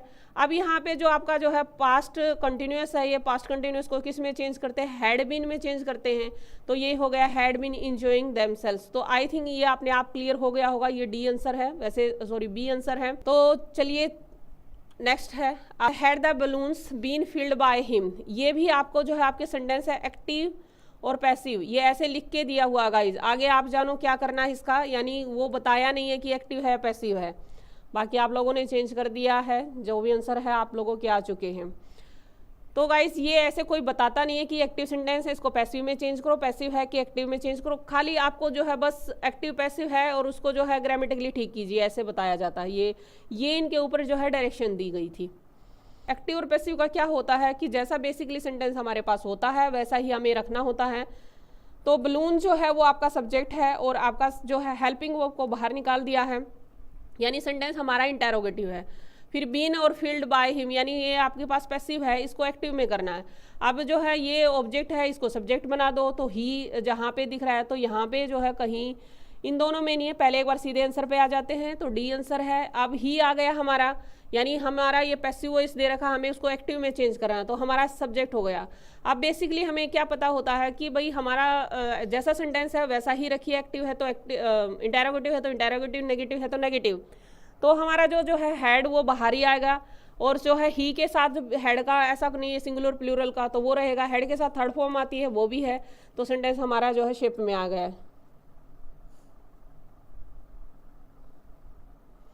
तो डी जो है इसका आंसर रहेगा। चलो आगे देखो, नेक्स्ट सेंटेंस है। आप select the sentence from the given option that confirms to standard English usages. तो ये जो है ये स्टैंडर्ड इंग्लिश यूसेजेस में निकाला है, तो ये बताना आपको सेंटेंस। गाइस मेरा जो एम है वो खाली ये है कि आपको जो है मैंने इजी क्वेश्चन भी करवाए हैं, टफ भी। अब ये जो पेपर उठाया तो टफ आपको लग रहा होगा, और वैसे है भी, एक स्टैंडर्ड के जो है क्वेश्चन है यहाँ पे। तो आप जो है हर लेवल से तैयार हो जाइए, मतलब ये ना हो कि एग्जाम में आपकी आंखें फटी रह जाए। इजी आता इजीली सोल्व कर जाएंगे, और टफ आएंगे तो टफ भी सोल्व कर जाएं आप। ये ग्रामर के पूछने के तरीके हैं, इसमें इस तरह से ग्रामर पूछी गई है। तो वो क्या होता है जब इस तरह का सेंटेंस आता है ना, यानी स्टैंडर्ड इंग्लिश यूसेजेस बताओ और ये बताओ, तो उसमें क्या है कि टाइम टेकिंग बन जाता है क्वेश्चन। स्टैंडर्ड इंग्लिश यूसेजेस का मतलब ये है, सिंपल वही बात है कि ग्रामेटिकली सही होना चाहिए सेंटेंस, यही मतलब होता है और कुछ मतलब नहीं होता है। तो 52 पे आ जाते हैं गाइज हम। ये आपको जो है एक एक सेंटेंस आपने पढ़ा होगा, तो ज़्यादा पढ़ के मैं इसको जो है टाइम वेस्ट नहीं करूँगी, लेकिन मैं सीधा आंसर पे आती हूँ, और फिर जो है उसके थ्रू ही हम जो अदर सेंटेंसेस है उसका रॉन्ग राइट देख लेंगे। जीनियोलॉजी वेबसाइट्स, यानी यहाँ पे वेबसाइट है जीनियोलॉजी वेबसाइट। जीनियोलॉजी वो होती है जो आपकी वंशावली बताती है, जो आपके जीन्स के बारे में बताती है। वेबसाइट आ गया, प्लूरल हो गया, प्लूरल हो गया, तो यहाँ पे आ रहा है डिज़ाइंड। अब ये देखो डिज़ाइन टू अलाउ, यहाँ पे जो है ना आर डिज़ाइंड, ये आपका जो सब्जेक्ट है ना गाइस, ये बेसिकली पैसिव वॉइस चला हुआ है। तो ये जीनियोलॉजी वेबसाइट कोई आपका रियल सब्जेक्ट नहीं है, ये रियल सब्जेक्ट नहीं है। ये जो है कहीं पे ऑब्जेक्ट होगा उसको आगे लेके आए हैं, ये सब्जेक्ट बनाया गया है, लेकिन ये रियल सब्जेक्ट नहीं है, यानी इसने काम नहीं किया, इसके ऊपर काम हुआ है। तो इसका मतलब सेंटेंस की स्ट्रक्चर कैसी जाएगी, पैसिव वॉइस की जाएगी। To allow people to find long lost relatives, तो यहाँ पे ठीक है टू अलाउ, यानी एक वर्ब के बाद जब दूसरी वर्ब आती है तो आपका टू इन्फिनेटिव या नॉन फाइनाइट्स का हम यूज़ करते हैं। अब यहाँ पे भी ऐसा ही है, लेकिन यहाँ पे नॉन फाइनाइट्स का यूज़ नहीं किया है, अलाउइंग कर दिया। यहाँ पे हैज़ बीन किया हुआ है, designed to allow to found, और टू फाउंड, फाउंड यानी फाइंड होना चाहिए। तो आप ऐसा नहीं है कि हैज़ बीन से, और हैज़ बीन भी नहीं हो सकता, हैव बीन आना चाहिए। तो एक मिस्टेक यहाँ, ऊपर से दूसरी मिस्टेक यहाँ, तो आपका ए ऑप्शन गलत हो गया।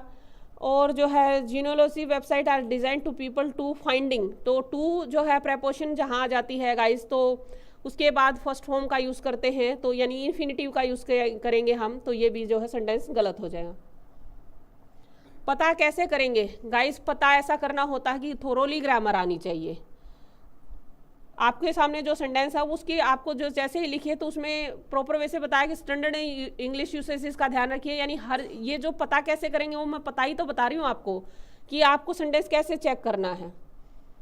तो ये पूरी डायरेक्शन लिख के देते हैं, अगर आपको ये बताएंगे ना कि स्टैंडर्ड इंग्लिश यूसेजेस, जैसे इसमें डायरेक्शन आई थी तो वही है। 53 को ले लेते हैं, farmer vice chancellor labelled this charge, तो गाइज ये भी वही है, एक्टिव और पैसिव जैसा आपको नज़र आता हो उसके अकॉर्डिंग इसको चेंज कर लीजिए। तो ये स्टैंडर्ड, ये जो है a former vice chancellor a former vice chancellor levelled this charges, तो यहाँ पे जो ना दीज चार्जेस ये वर्ब हो गई सेकंड फॉर्म, और ये आपका ऑब्जेक्ट हो गया, और ये सब्जेक्ट है। मोस्टली ने आपने आंसर भी दिया है, तो सीधा उठा लेते हैं इसका जो आंसर बन रहा है। यहाँ पे जो है चार्जेस जो है आपका क्या है, यानी कि आपका जो है ये प्लूरल है तो वर लगेगा। यहाँ पे लेवल आ गया है, तो ये जो है थर्ड फॉर्म हो गई, तो इसका आंसर जो है गाइस क्या हो जाएगा, सी हो जाएगा। तो चलिए नेक्स्ट क्वेश्चन पे आ जाइए। Manager said that he had been playing football since 1992। तो ये भी जो है आपका डायरेक्ट और इनडायरेक्ट जैसा आपको समझ में आता है उसके अकॉर्डिंग आप इसको चेंज कर दीजिए। अगर आपको लगता है कि ये जो है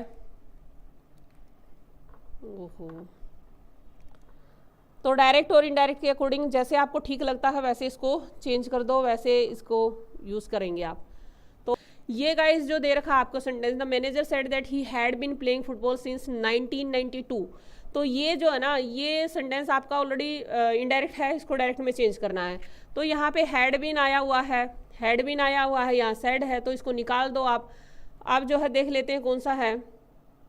the manager said I have been, क्योंकि देखो यहाँ पे 1992 आ गया, सिंस आ गया है, तो फिर आपको इसको जो है परफेक्ट कॉन्टिन्यूस में लेके जाना पड़ेगा। तो यहाँ पे जो है एम प्लेइंग है तो ये वैसे कट गया है। यहाँ पे जो है 1992 आया, टाइम भी दे दिया, पास्ट इंडेफिनिट बनाया, तो ये भी गलत हो गया। तो इसका जो आंसर रहेगा सी रहेगा। द मैनेजर सेड और इनवर्टेड कोमा आ जाते हैं और I have been playing football since 1992, तो जो है आपका सी जो है आंसर हो जाएगा। ये आपको वैसे ये टोल्ड जो है कभी आता नहीं है, वैसे भी ऑब्जेक्ट भी नहीं दे रखा, तो टोल्ड किस बात का है। तो चलिए गाइस नेक्स्ट लेते हैं। नेक्स्ट सेंटेंस में सेम वही है, आपको इसमें वो सेंटेंस निकालने हैं जो करेक्ट हो, जो करेक्ट हो वो सेंटेंस निकालने हैं। जैसे ये सेंटेंस है we found that you can replace up to, जैसे ये 1 2 3 लिखे हुए ना गाइस, इनका कोई मतलब नहीं होता, ये एक कंप्लीट पैराग्राफ है छोटा सा। तो we found that you can replace up to 10% of the sand in concrete with the plastic. देखो ये जो सेंटेंस है we found that you can replace up to 10% of the, मतलब हमने पाया, पाया मतलब देखा कह लीजिए कि आप जो है ना 10% चेंज कर सकते हो सैंड को जो है कंक्रीट के अंदर। और जो है प्लास्टिक, द प्लास्टिक मटेरियल है, यहाँ पे मटेरियल के साथ आर्टिकल लगा हुआ है, कोई पर्टिकुलर मटेरियल की बात नहीं हो रही है, तो आपका जो है थर्ड गलत हो जाएगा। तो हमारा strength and it had the same strength and the same longevity. तो जो है आपका जो सेंटेंस है यानी आंसर है वो जो है फर्स्ट सेकंड एंड फोर्थ ये रहेगा। ये भी सेम ऐसे ही है गाइस, इसके अंदर भी जो है करेक्ट जो सेंटेंसेस हैं उसको निकालना है आपको, यहाँ जो करेक्ट सेंटेंस हैं उनको निकालना है। तो द होल आइलैंड इज़, तो यहाँ पे जो है आपका द होल आइलैंड इज़, अब यहाँ पे ना आइलैंड्स तो नहीं लिखा हुआ, आइलैंड ही लिखा हुआ, यानी आपका सब्जेक्ट सिंगुलर है, वर्ब भी सिंगुलर है, तो हमारा सेंटेंस जो है राइट हो गया। ये माउंटेनियस एंड इज रिमार्केबली, अब यहाँ पे हमें देखना है, देखो इज माउंटेनियस एंड जो कंजक्शन है गाइज, एंड कंजक्शन हमेशा उन दो चीज़ों को जोड़ती है जिनका ग्रामेटिकली लेवल इक्वल होता है। यहाँ पे वर्ब आई हुई है, यहाँ पे माउंटेनियस है, तो दोनों का स्टैंडर्ड जो है इक्वल नहीं है, ये एडजेक्टिव है, तो दोनों का स्टैंडर्ड एक जैसा नहीं है, तो आपका जो है सेकंड सेंटेंस रॉन्ग हो जाएगा। To its beautiful sceneries and its fertility, तो जो है हमारा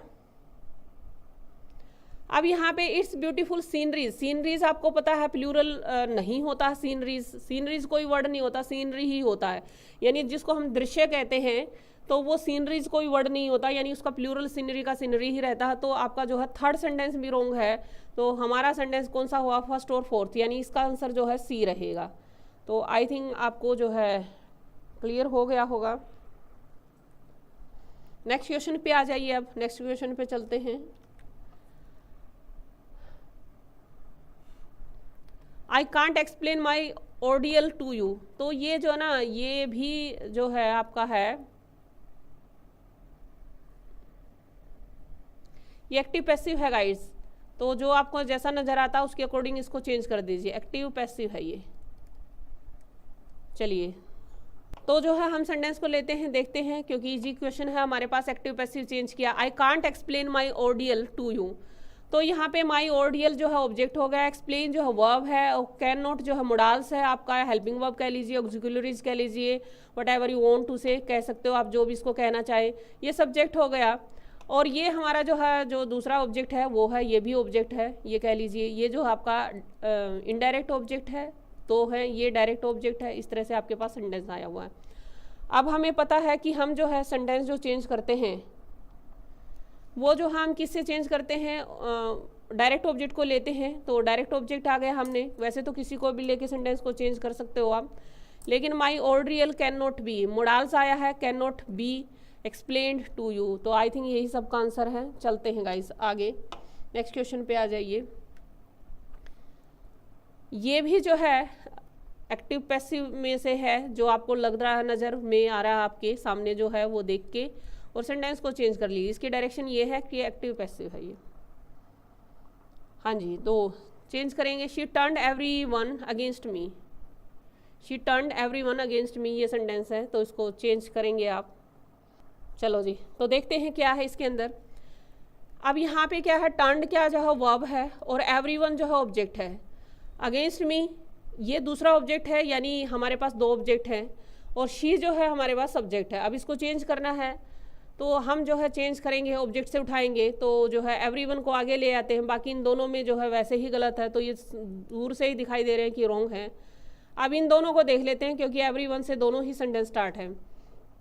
तो हम ये देखें कि एवरीवन यहाँ पे जो है टर्न्ड सेकंड फॉर्म है, सेकंड फॉर्म को वॉज वर्ब में और थर्ड फॉर्म में चेंज करते हैं, तो हमारा सेंटेंस हो जाएगा D. My father said to my mother don't give up on your dreams. तो ये जो है आपके पास क्वेश्चन है, my father said to my mother, और आपको पता ही ये डायरेक्ट इनडायरेक्ट चल रहा है, तो आप उसके अकॉर्डिंग जो है इसको लेंगे, डायरेक्ट और जो है इनडायरेक्ट। तो आपको जो नज़र आता है उसके अकॉर्डिंग इसको चेंज करेंगे। चलो गाइस, तो जो है इसको लेते हैं। आपको ये नज़र आ रहा है यहाँ पे, यहाँ से आपको पता चल रहा है सेंटेंस इंपेरेटिव है। इंपेरेटिव कैसे है, यहाँ डोंट वगैरह यूज़ हुआ है, गिव अप है यानी फर्स्ट फॉर्म है। इंपेरेटिव सेंटेंस का ये नेगेटिव है हमारे पास, तो नेगेटिव है। अब यहाँ पे जो है देख लेते हैं, ये फादर ने जो है मदर को बोला, my father said to my mother, मतलब मेरी फादर ने मदर को बोला। अब ये कह रहा है don't give up on your dreams, कि आप अपने ड्रीम्स को मत छोड़ो। तो एक किस्म से जो है क्या कर रहा है, ये सजेस्ट, ऑर्डर तो नहीं हो सकता, तो आपका जो है बी पोर्शन कट जाएगा, ऑर्डर नहीं हो सकता। यहाँ पे आपको जो है इंपेरेटिव सेंटेंस में कोई ना कोई चेंज करना होता है, तो ये भी कट जाएगा। रेकमेंडेड ही नहीं होता है, वो सपने खुद के हैं, खुद वो कोई रेकमेंड नहीं कर सकता यहाँ पे, तो ये भी गलत हो जाएगा। तो वैसे एक ही बच गया है, एक वर्ड से ही उठ के आपका सेंटेंस राइट हो जाएगा। तो select the sentence from the given option that confirms to standard English usage. तो जो है करेक्ट इंग्लिश यूसेज कह लीजिए, सही इंग्लिश का यूज़ कह लीजिए, जो भी आपको ठीक लगे। चलो जी, तो इसको देख लेते हैं। अब इसको देखते हैं, जैसे ये कह रहा है plenty of peer reviewed papers not addressed in IPCC documentation present far more pessimistic scenarios. तो ये जो है पहले दूसरों को देख लेते हैं, या सीधा आंसर ले लेते हैं। सीधा आंसर इसका ए है गाइस। अगर इसके आंसर की बात करें तो ये है। यहाँ पे देखो नन आया है, नन एड्रेसिंग, तो नन जो है कोई यहाँ जो है सब्जेक्ट आया, सब्जेक्ट के बाद वर्ब होनी चाहिए। ये एड्रेस सेकंड फॉर्म है यहाँ पे, यहाँ एड्रेसिंग कर दिया, तो ये सेंटेंस वैसे गलत हो गया आपका। यहाँ पे भी सेम यही कहानी की गई है, आपके पास कोई वर्ब ही नहीं शो हो रही, तो सी भी गलत हो गया आपका। नॉट एड्रेस्ड इन, हाँ ये आप ले सकते हो, क्योंकि ये पूरा एक जैसा चल पड़ा है। वो papers not addressed in IPCC documentation presently, presently जो है वर्ब होती है, वर्ब जो है सॉरी एडवर्ब होती है। एडवर्ब जो है किसी वर्ब को, एडजेक्टिव को, एडवर्ब को क्वालिफाई करती है, तो ये भी जो है किसी को नहीं क्वालिफाई कर रही है यहाँ पे।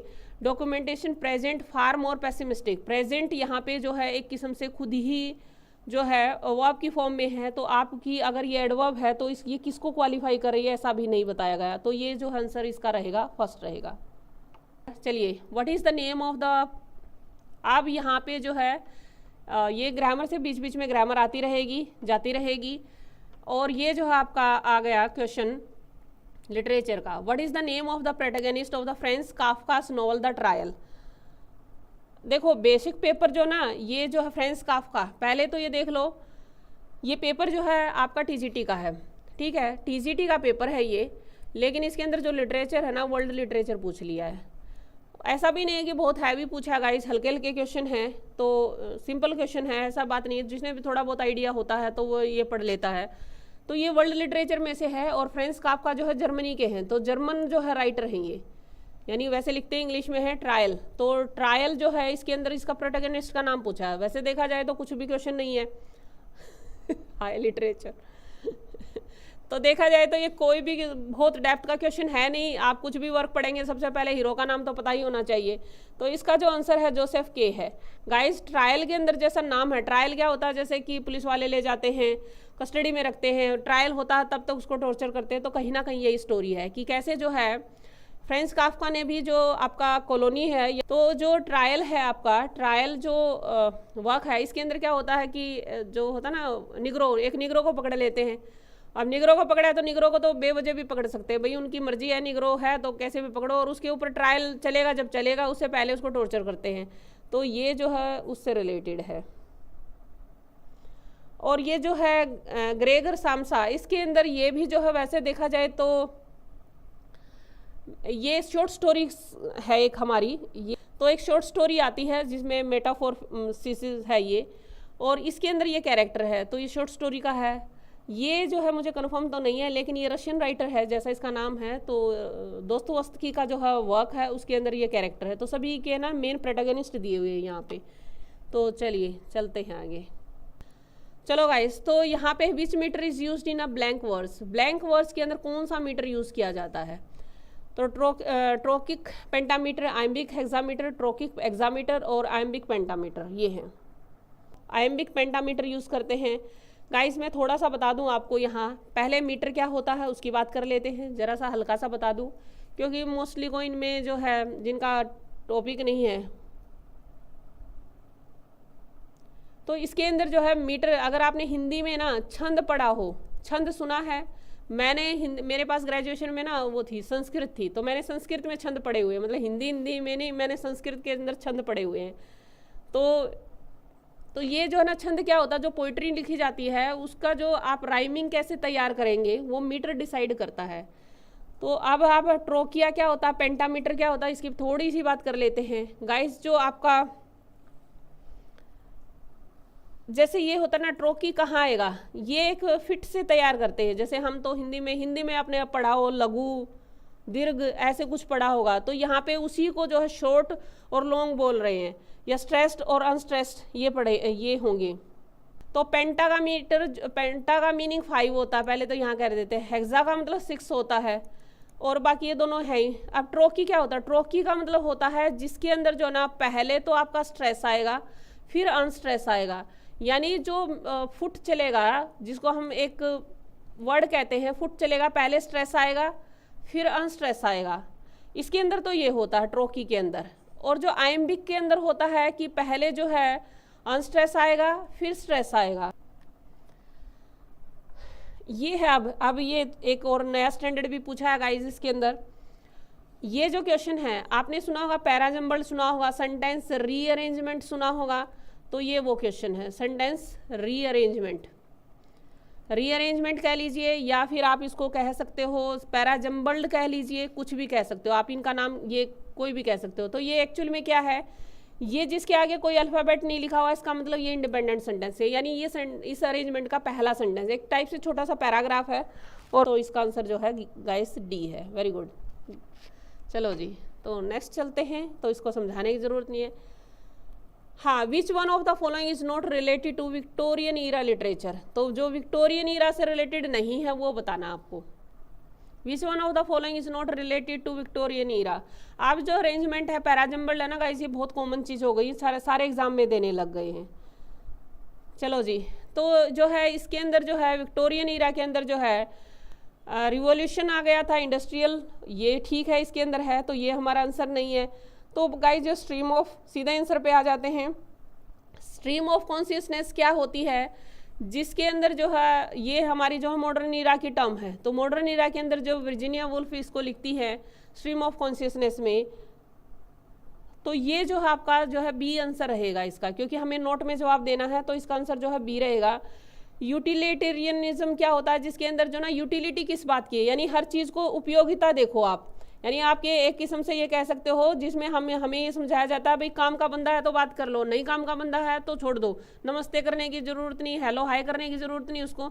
यानी जैसे जो प्रैक्टिकल जिसको हम कहते हैं ना, हर टाइम प्रैक्टिकल होना, तो वो है हार्ड टाइम्स, आपने पढ़ा है इसका। तो बिल्डिंग्स रोमान क्या होता है, जिसके अंदर जो कैरेक्टर होता है उसके चाइल्डहुड से लेके और उसके जो है मतलब अडल्टहुड तक, या फिर जो है आगे ओल्ड एज तक भी दे रखा है, तो वहाँ तक की जर्नी को दिखाया जाता है।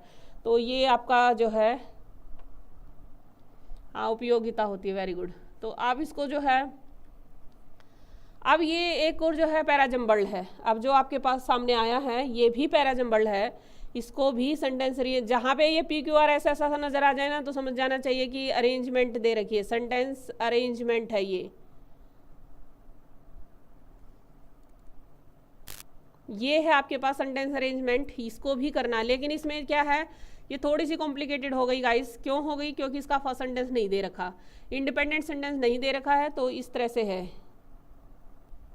तो फिलहाल आप अपने 65 क्वेश्चन पे आ जाइए, जो 65 क्वेश्चन है आपका, उस पे आ जाइए। We are deeply connected to these microbes. चलिए मैं इसको सोल्व करना बता देती हूँ आपको। We are deeply connected to these, इसको जो जैसे ना गाइज ये सेंटेंस लंबे दिखे ना, इनको देख के ना घबराना मत, पहली बात तो ये करना है जैसे वो कहते हैं ना कि पहला तो आपको ये काम करना है, ये डायलॉग बताना किसका, कि घबराना नहीं आपको बिल्कुल घबराना नहीं है। तो पहले तो आप लंबे सेंटेंस देखो ना तो घबराना नहीं है। तो ये बताओ एक डायलॉग किसका है? बड़ा फेमस डायलॉग है, इसके ऊपर बड़ी मीम बनती है। तो आपको क्या करना है कि जैसे ये आया ना, ये वर्ड जो पहला सेंटेंस आया दीज, तो दीज जो है प्रोनाउन है। प्रोनाउन जो है जब तक नहीं आता, जब तक नाउन नहीं आता, तो ये जो है पहला सेंटेंस नहीं हो सकता। There is a growing recognition that this, फिर से प्रोनाउन है, तो जब तक नाउन नहीं है प्रोनाउन नहीं आ सकता। तो आपका जो है our bodies are vibrant natural theatres hosting trillions of bacteria, virus, fungi and other micro organism. तो इसके अंदर ना कहीं पे भी देखो आप कोई प्रोनाउन वगैरह नहीं है, तो इसका मतलब हमारा फर्स्ट सेंटेंस जो ना आर होगा। तो आर से जो है ना 2 सेंटेंस है, और इसके आंसर की सीधी सीधी बात कर दें हम तो ए रहेगा। बाकी आप इसको पढ़ के अरेंज करके घर आराम से देख लेना। तो इसका आंसर जो है इस तरह से आप पहला सेंटेंस निकाल सकते हो, फिर जो है एक बार पहला निकलने के बाद ना फिर आप आगे आगे आसानी से निकाल सकते हैं। हाँ, आर से स्टार्ट होगा अब ये क्वेश्चन है 66 पे आ जाते हैं। Tenure of A tenure of A metaphor is, तो टेन्योर ऑफ मेटाफोर क्या है? अब तक life is long dusty road, life is long dusty road, ये सेंटेंस है। मेटाफर तो आपको पता ही है, जब दो चीज़ों को इस तरह से कंपैरिजन किया जाता है बिल्कुल वो एक ही हो जाती हैं। तो लाइफ को ये कहा कि रोड है, कैसी रोड है? लंबी है और डस्टी है। तो गाइस जो ये रोड है ना, ये तो व्हीकल है, इसका ये व्हीकल है जिसके साथ आप कंपैरिजन करते हो, व्हीकल है।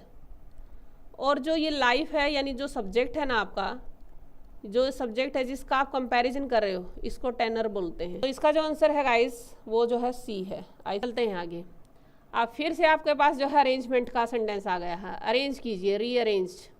चलो तो आवर स्टडी, अब यहाँ पे कह रहा है कि train dogs and their handlers. अभी हमें कुछ पता ही नहीं तो देयर कौन, तो हमारा जो है यहाँ पे जो है जो सेंटेंस है, अगर क्यों की देखें तो ये कि कंप्लीट सा sentence, our study we conducted involve, तो क्यों से हमारे सेंटेंस की स्टार्टिंग होती है। वैसे क्यों का एक ही है तो हो जाएगी, बाकी आप पूरा भी पढ़ के देखोगे तो अपने आप ये भी अरेंज हो जाए। We conducted involve trained dogs and their handlers, तो ये जो है यानी डॉग्स के जो है यहाँ पे इसका सब्जेक्ट नाउन दे दिया है हमें, लेकिन हमें करना है इन्वॉल्व कौन कौन है स्टडी के अंदर। ट्रेन डॉग्स है और उसके हैंडलर हैं, तो पी है, वैसे एक ही है, तो ये हमारा ए आंसर हो जाए।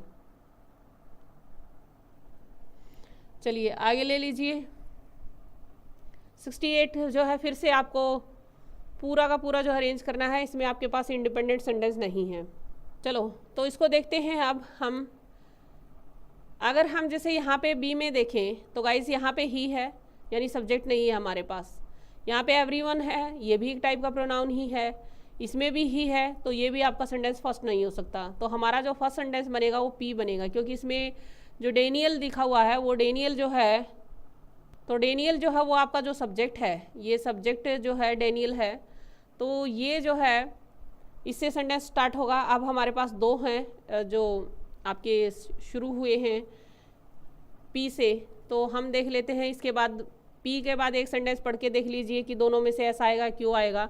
Daniel was beckoned by a waiter to the only vacant table that was discernible. अब हम जो है पी के बाद कौन से सेंटेंस को लें? He took his seat with the uncomfortable, तो यहाँ पे डेनियल के लिए सीधा ही यूज़ किया है। और यहाँ पे आफ्टर सीटिंग डाउन, या भी तो ये बैठा भी नहीं है, यहाँ पे सीटिंग डाउन है, यानी एक टाइप का कंक्लूजन टाइप कर दिया, तो हमारा जो सेंटेंस है वो बी रहेगा।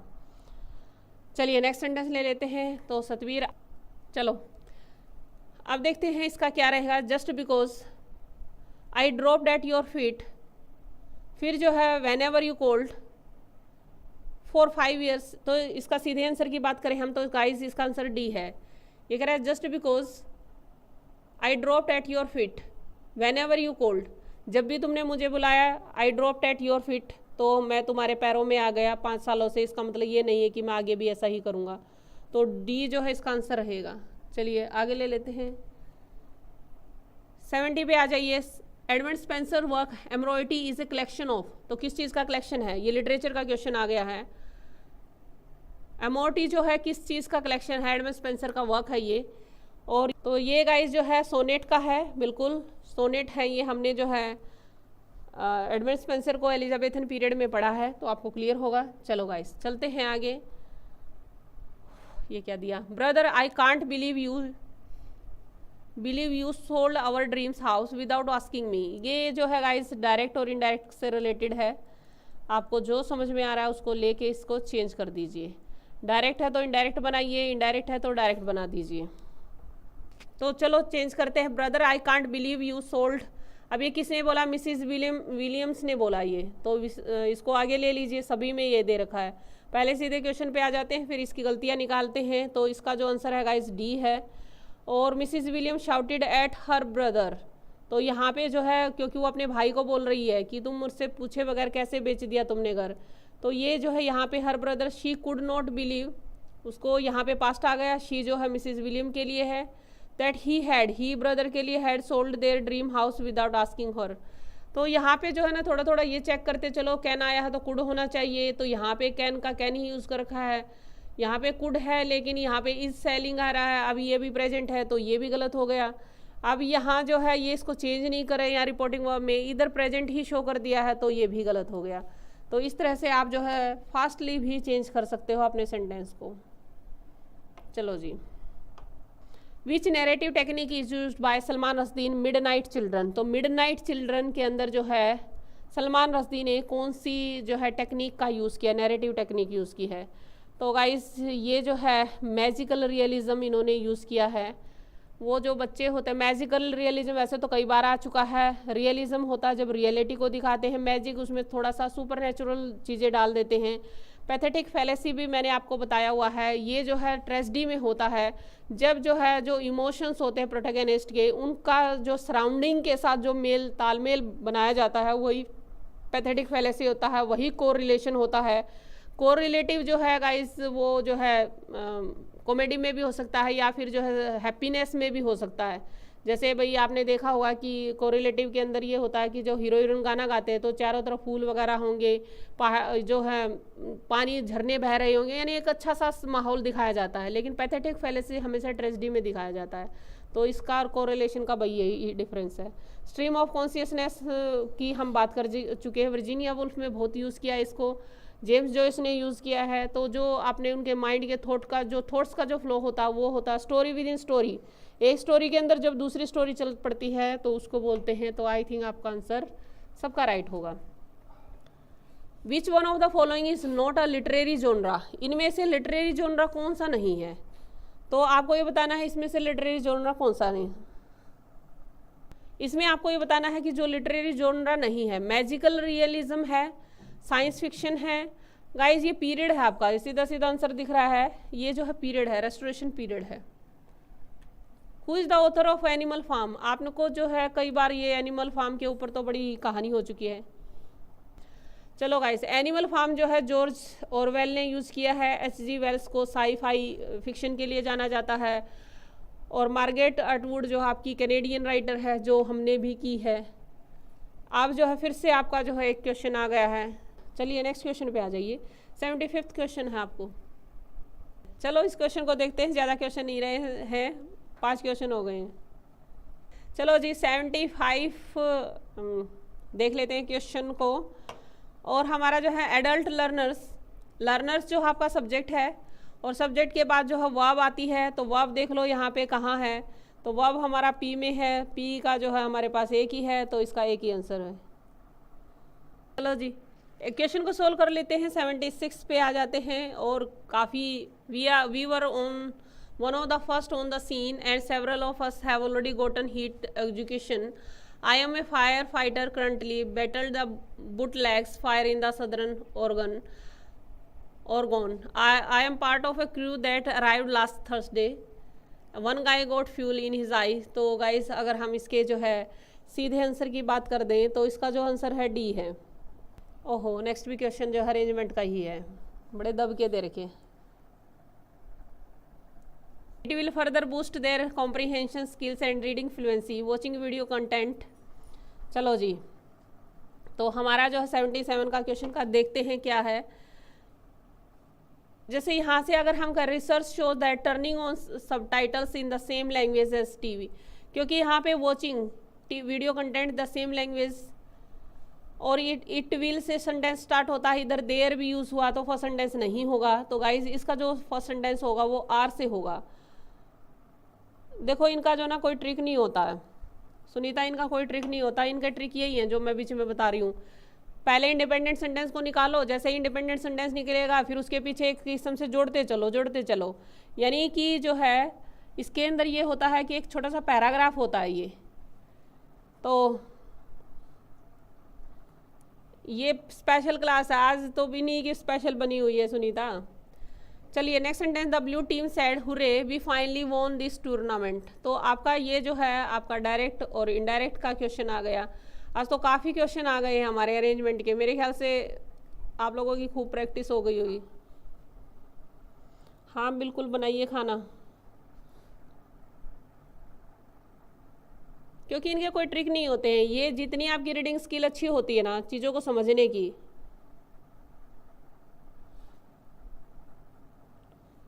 नहीं बचोगे ये आपके। तो देखो गाइज इसमें ना क्वेश्चन कंसर्न सब्जेक्ट के 80 दे मतलब 100 दे रखे, तो 100 में तो बहुत ज़्यादा हो जाते हैं। मतलब 5 सेक्शन बना के 20-20 क्वेश्चन डाल दिए।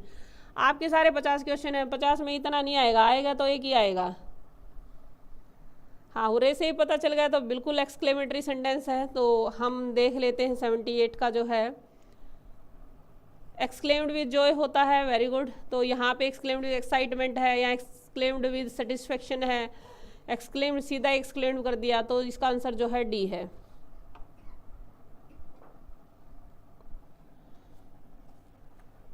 Who wrote the tragical history of Doctor Faustus. तो ये जो है tragical history of Doctor Faustus किसने लिखा है। तो लास्ट क्वेश्चन है गाइज, आराम से खाना बनाइए।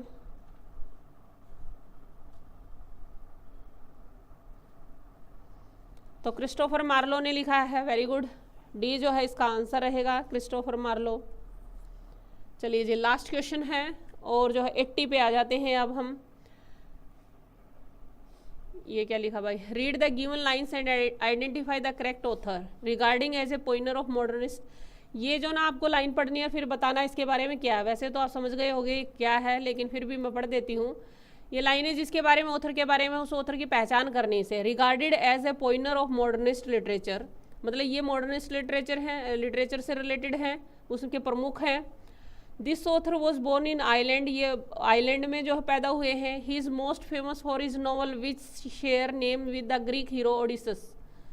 तो इन्होंने जो एक नॉवल लिखा है उसके अंदर इनका एक उसका नाम लिया है जिसमें ग्रीक हीरो है ओडिसिस जो है उस नाम से इन्होंने लिखा है। तो आप लोगों के आंसर जो है इसका जो है गाइस, वर्जीनिया वुल्फ कोई आयरिस नहीं थी, जेम्स जो है इसका, इन्होंने जो है यूलिसिस लिखा उसमें जो है इसका रेफरेंस लिया हुआ है इन्होंने। डबलिनियर इनकी शॉर्ट स्टोरी का कलेक्शन है। तो जेम्स जो है आयरलैंड के थे और इन्होंने इसके ऊपर ही लिखा है। तो ये जो है इसका आंसर जो है 20 है। अब गाइस ये लास्ट क्वेश्चन था हमारा, क्योंकि इसके बाद जो क्वेश्चन है यानी पूरा का पूरा मैंने पेपर कंप्लीट कर दिया है। इसके बाद जो एक सेक्शन बचता है, क्योंकि 100 क्वेश्चन है, तो उसके बाद जो एक क्वेश्चन बचता है, सेक्शन बचता है सॉरी, जो 5th सेक्शन है उसके अंदर इन्होंने 4 कॉम्प्रीहेंशन डाल दिए हैं। तो उसके अंदर 20 क्वेश्चन इस तरह से बनाए हैं। तो कॉम्प्रीहेंशन के मैंने कोई क्वेश्चन ले लिए हैं। कॉम्प्रीहेंशन सबको पता है कि आपकी रीडिंग स्किल पे ही चलेगा, उसकी प्रैक्टिस आप अपने लेवल पे करो तो अच्छा है, क्योंकि यहाँ पे टाइम कंज्यूम ज़्यादा हो जाएगा उससे। तो आई थिंक क्लास को ऑफ कर देते हैं गाइस।